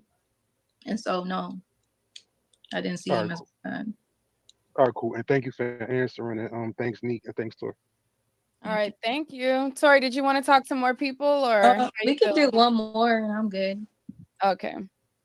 All right. Janae? Yes, I was actually wondering, um, have you forgiven Musa for the things that he's done to you? Like, 'cause I just think to myself, if I had a husband and he essentially like forced himself on me, I don't know if I could ever look at him the same. And I just wonder, have you forgiven him for those things that he did, like forcing himself on you? Honestly, I don't know if I've truly forgiven him. I don't think that I have to. I feel like I've moved on from it. Like, you know what I mean? And I'm like, to look at him, I don't look at him. I don't speak with him. We have no communication. I feel I know everybody says, like, in order to be truly healed, you must forgive the other person. But who says you didn't apologize for what you did to me? You expressed no sorrow for what you did to me. So why should I have to forgive you? And yes, I do have to take accountability, and for my healing though, and moving forward and not harboring on the past. So no, I'm not harboring on the past, but no, I don't forgive you. I can move forward without forgiving you. I don't blame you. That's just something I just was wondering and curious about. Yeah, But I as long appreciate as you answering my as long as question. I'm not holding on to anger, I'm not holding on to resentment, and within my being, I feel balanced and I'm okay. Yeah. Somebody in the chat named TKO, they keep saying bring him up, and he keeps writing that he's your friend. Do you know who that is? I don't know who TKO is. Oh, okay. Is there anything else you wanted to leave us with, or anything else you wanted to? He kept saying, I don't know if he'd like, because he was like, oh, that's the homie, that's the homie. I kept glancing at the chat, like, what's going on over We'll there? bring him up. Let's see if he's the homie. I don't know. Okay, let me drop the link. Just I don't know if it's him or if it's like a troll, No, or troll. they said it's a troll. I don't really know. I'll drop the link. Yeah. But no, so yeah, so what does life look like for you, as far as, are you still on like a vegan diet? Are you eating meat now? Like what does that look like? I'm no longer on a vegan diet. I went back and forth with that after I left. After I left, I was like, I'm gonna do whatever the fuck I want. So I wasn't vegan, and then I transitioned back into being vegan because I felt like it was best for me, not because somebody else told me that I had to be vegan, but because I liked the way it made my body feel. Now I'm no longer vegan, just because it's what I want to do. Like personally, you said, what am I currently doing? Yeah, like, are you currently eating meat, or? Yeah, I eat meat. I'm not on the vegan lifestyle anymore, just as of recently. Now, I mean, I'm in school. I'm taking herbalist courses. I'm just focused on me and my family. Okay, so do you, because a lot of the people who have left, like a lot of them are still like, oh, I'm gonna live off the land, I ain't gonna work, I ain't gonna, so do you have that mindset, or you feel like? No, I think that was another message that was misconstrued. People feel like they shouldn't work because they thought it was selling their soul, right? And I feel like, no, like, that's working is not selling your soul. Everything in nature, provides for themselves and works. Like in tribal living, you have to work. There are people that have jobs. There are hunter gatherers. There are warriors, whatever the case may be, right? So everyone works. Like, I feel like that message was completely. I feel like what's selling your soul is when you go. So say you're a doctor, right? And you know that this patient has cancer and there's a better alternative to treat their cancer, but you end up selling your soul and treating them with something that you know would harm them long term, right? Where you're intentionally doing things to harm. That's how I envision selling your soul. I think that laziness is of a low frequency. If you want to talk about lower self and higher self, laziness is of a lower frequency. And no, I think you should definitely work. I worked with children. Oh, okay. We enjoyed you. I'm not rushing. If you cool to stay and hang, we can hang. I mean, if you have a few more questions, like okay. Is there anybody else that wanted to come up? Don't come up here with no nonsense. Because I'm just chilling. I'm enjoying just listening to her talk, y'all. But I'll drop the link. We'll stay for a little bit longer. I'm trying to think if there's anything that I wanted to ask you. Because and this is like a question that I asked Aaron also. I basically asked him, because he was in the military, do you think you having that type of background, do you think that kind of shaped you to adapt and be in a cult, like because of that like lifestyle of like discipline and like drills and all of those things like that? Do you feel like that kind of segued you easier to go into a cult? Yes and no. I'm gonna say no, because it wasn't really cult like for me. And like everyone thinks like being in the military is like you go to war and stuff, but I worked in a hospital. I didn't do that. I worked at a hospital. I would check you into your appointments, right? I had a normal job. After work, I would go home and go to the gym. You know what I mean? So it wasn't like crazy for me. I would say yes, because when you go through boot camp and you go through specific trainings, you do get that militant crazy. So for me, I felt like it was just like it helped me catch on to the game, where I just see like, okay, now you're trying to break me, and I just know it's a game. I saw it as a game. Like I can see his mood shift. And I'm like, okay, he about to start shit. Get ready. Like, so it's just like mentally preparing myself. So yes, in that sense, but no, because after that training, if you're not getting special training, no one is trying to break you. No one is no one is in your face. You're just living a normal life. You're working, doing what you want to do. You want to go to a party, you go to a party. And this lifestyle is not that. You can't leave without asking for permission. If I wanted to go to a park, I would have to ask, can I go to a park? If I wanted to buy myself clothes, I would have to ask, can I buy myself clothes with my own money? So did he have like your whole like debit cards and all that, like whatever money you got? At first, no. And then it turned into that. Like he slowly started getting more and more, like it started evolving over time into something completely, of course it was manipulative and he still had like shady shit going on, but it was not as demonic as it turned into. Oh, okay. We're going to pull up a couple more. Someone asked me in the chat to ask you what you felt about Loyal's passing. It was, I was sad. I was like, damn, like, you know, you do see everyone as like a family member. So when I heard about his passing, I was like, damn, but and he didn't seem like he was in a really good state before he left. I had just reconnected with him online. We just followed each other, you know. He hit me up and he was telling me like he had a dream about me or something, and he was telling me like he was, you know, we were just talking, and you know, he just didn't look like he was good, but I just never checked back in after that. And then the next thing I hear is that he passes, and in a horrifying way. So it was sad. It was sad, you know. Yeah. Concerned citizen. Thanks for bringing me up, Neek, and thank you, Tori, for sharing your story with everybody tonight.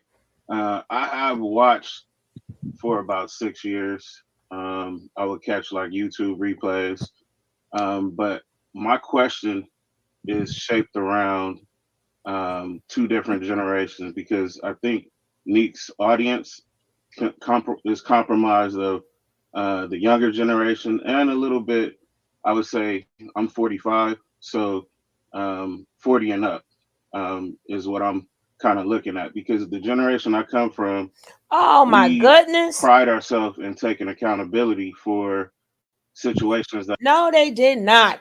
Damn it, I'm older than you. That's why the jails are full. But that is the last question. I just want them two up there nicely. I want to get a nice picture. There we go. Like jails wasn't filled then, right? I thank you guys. We finally knocked this out. I'm probably going to play a couple of the questions tomorrow that she said, and then we can talk about it tomorrow. And then I'm going to play a couple of the other things. So I see you guys. Thank you all for being here. My replay gang, appreciate you. Yes, I do.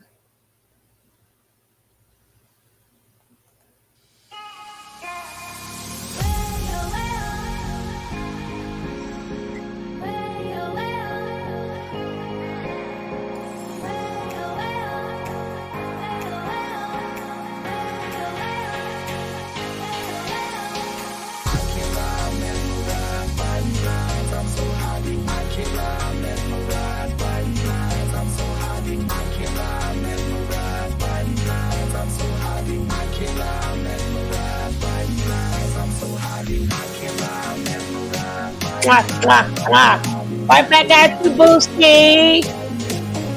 We're going to talk about this tomorrow.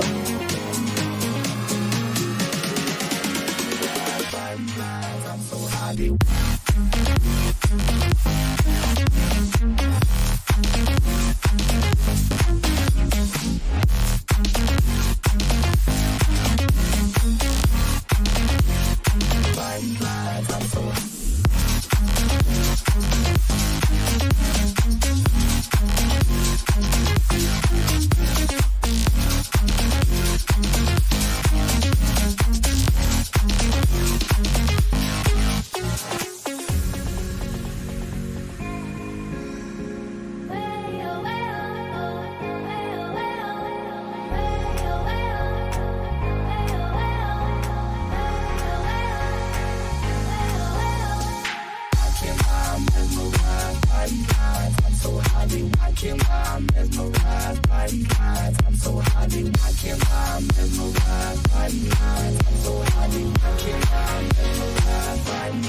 I'm so happy, I can't lie, mesmerized by you.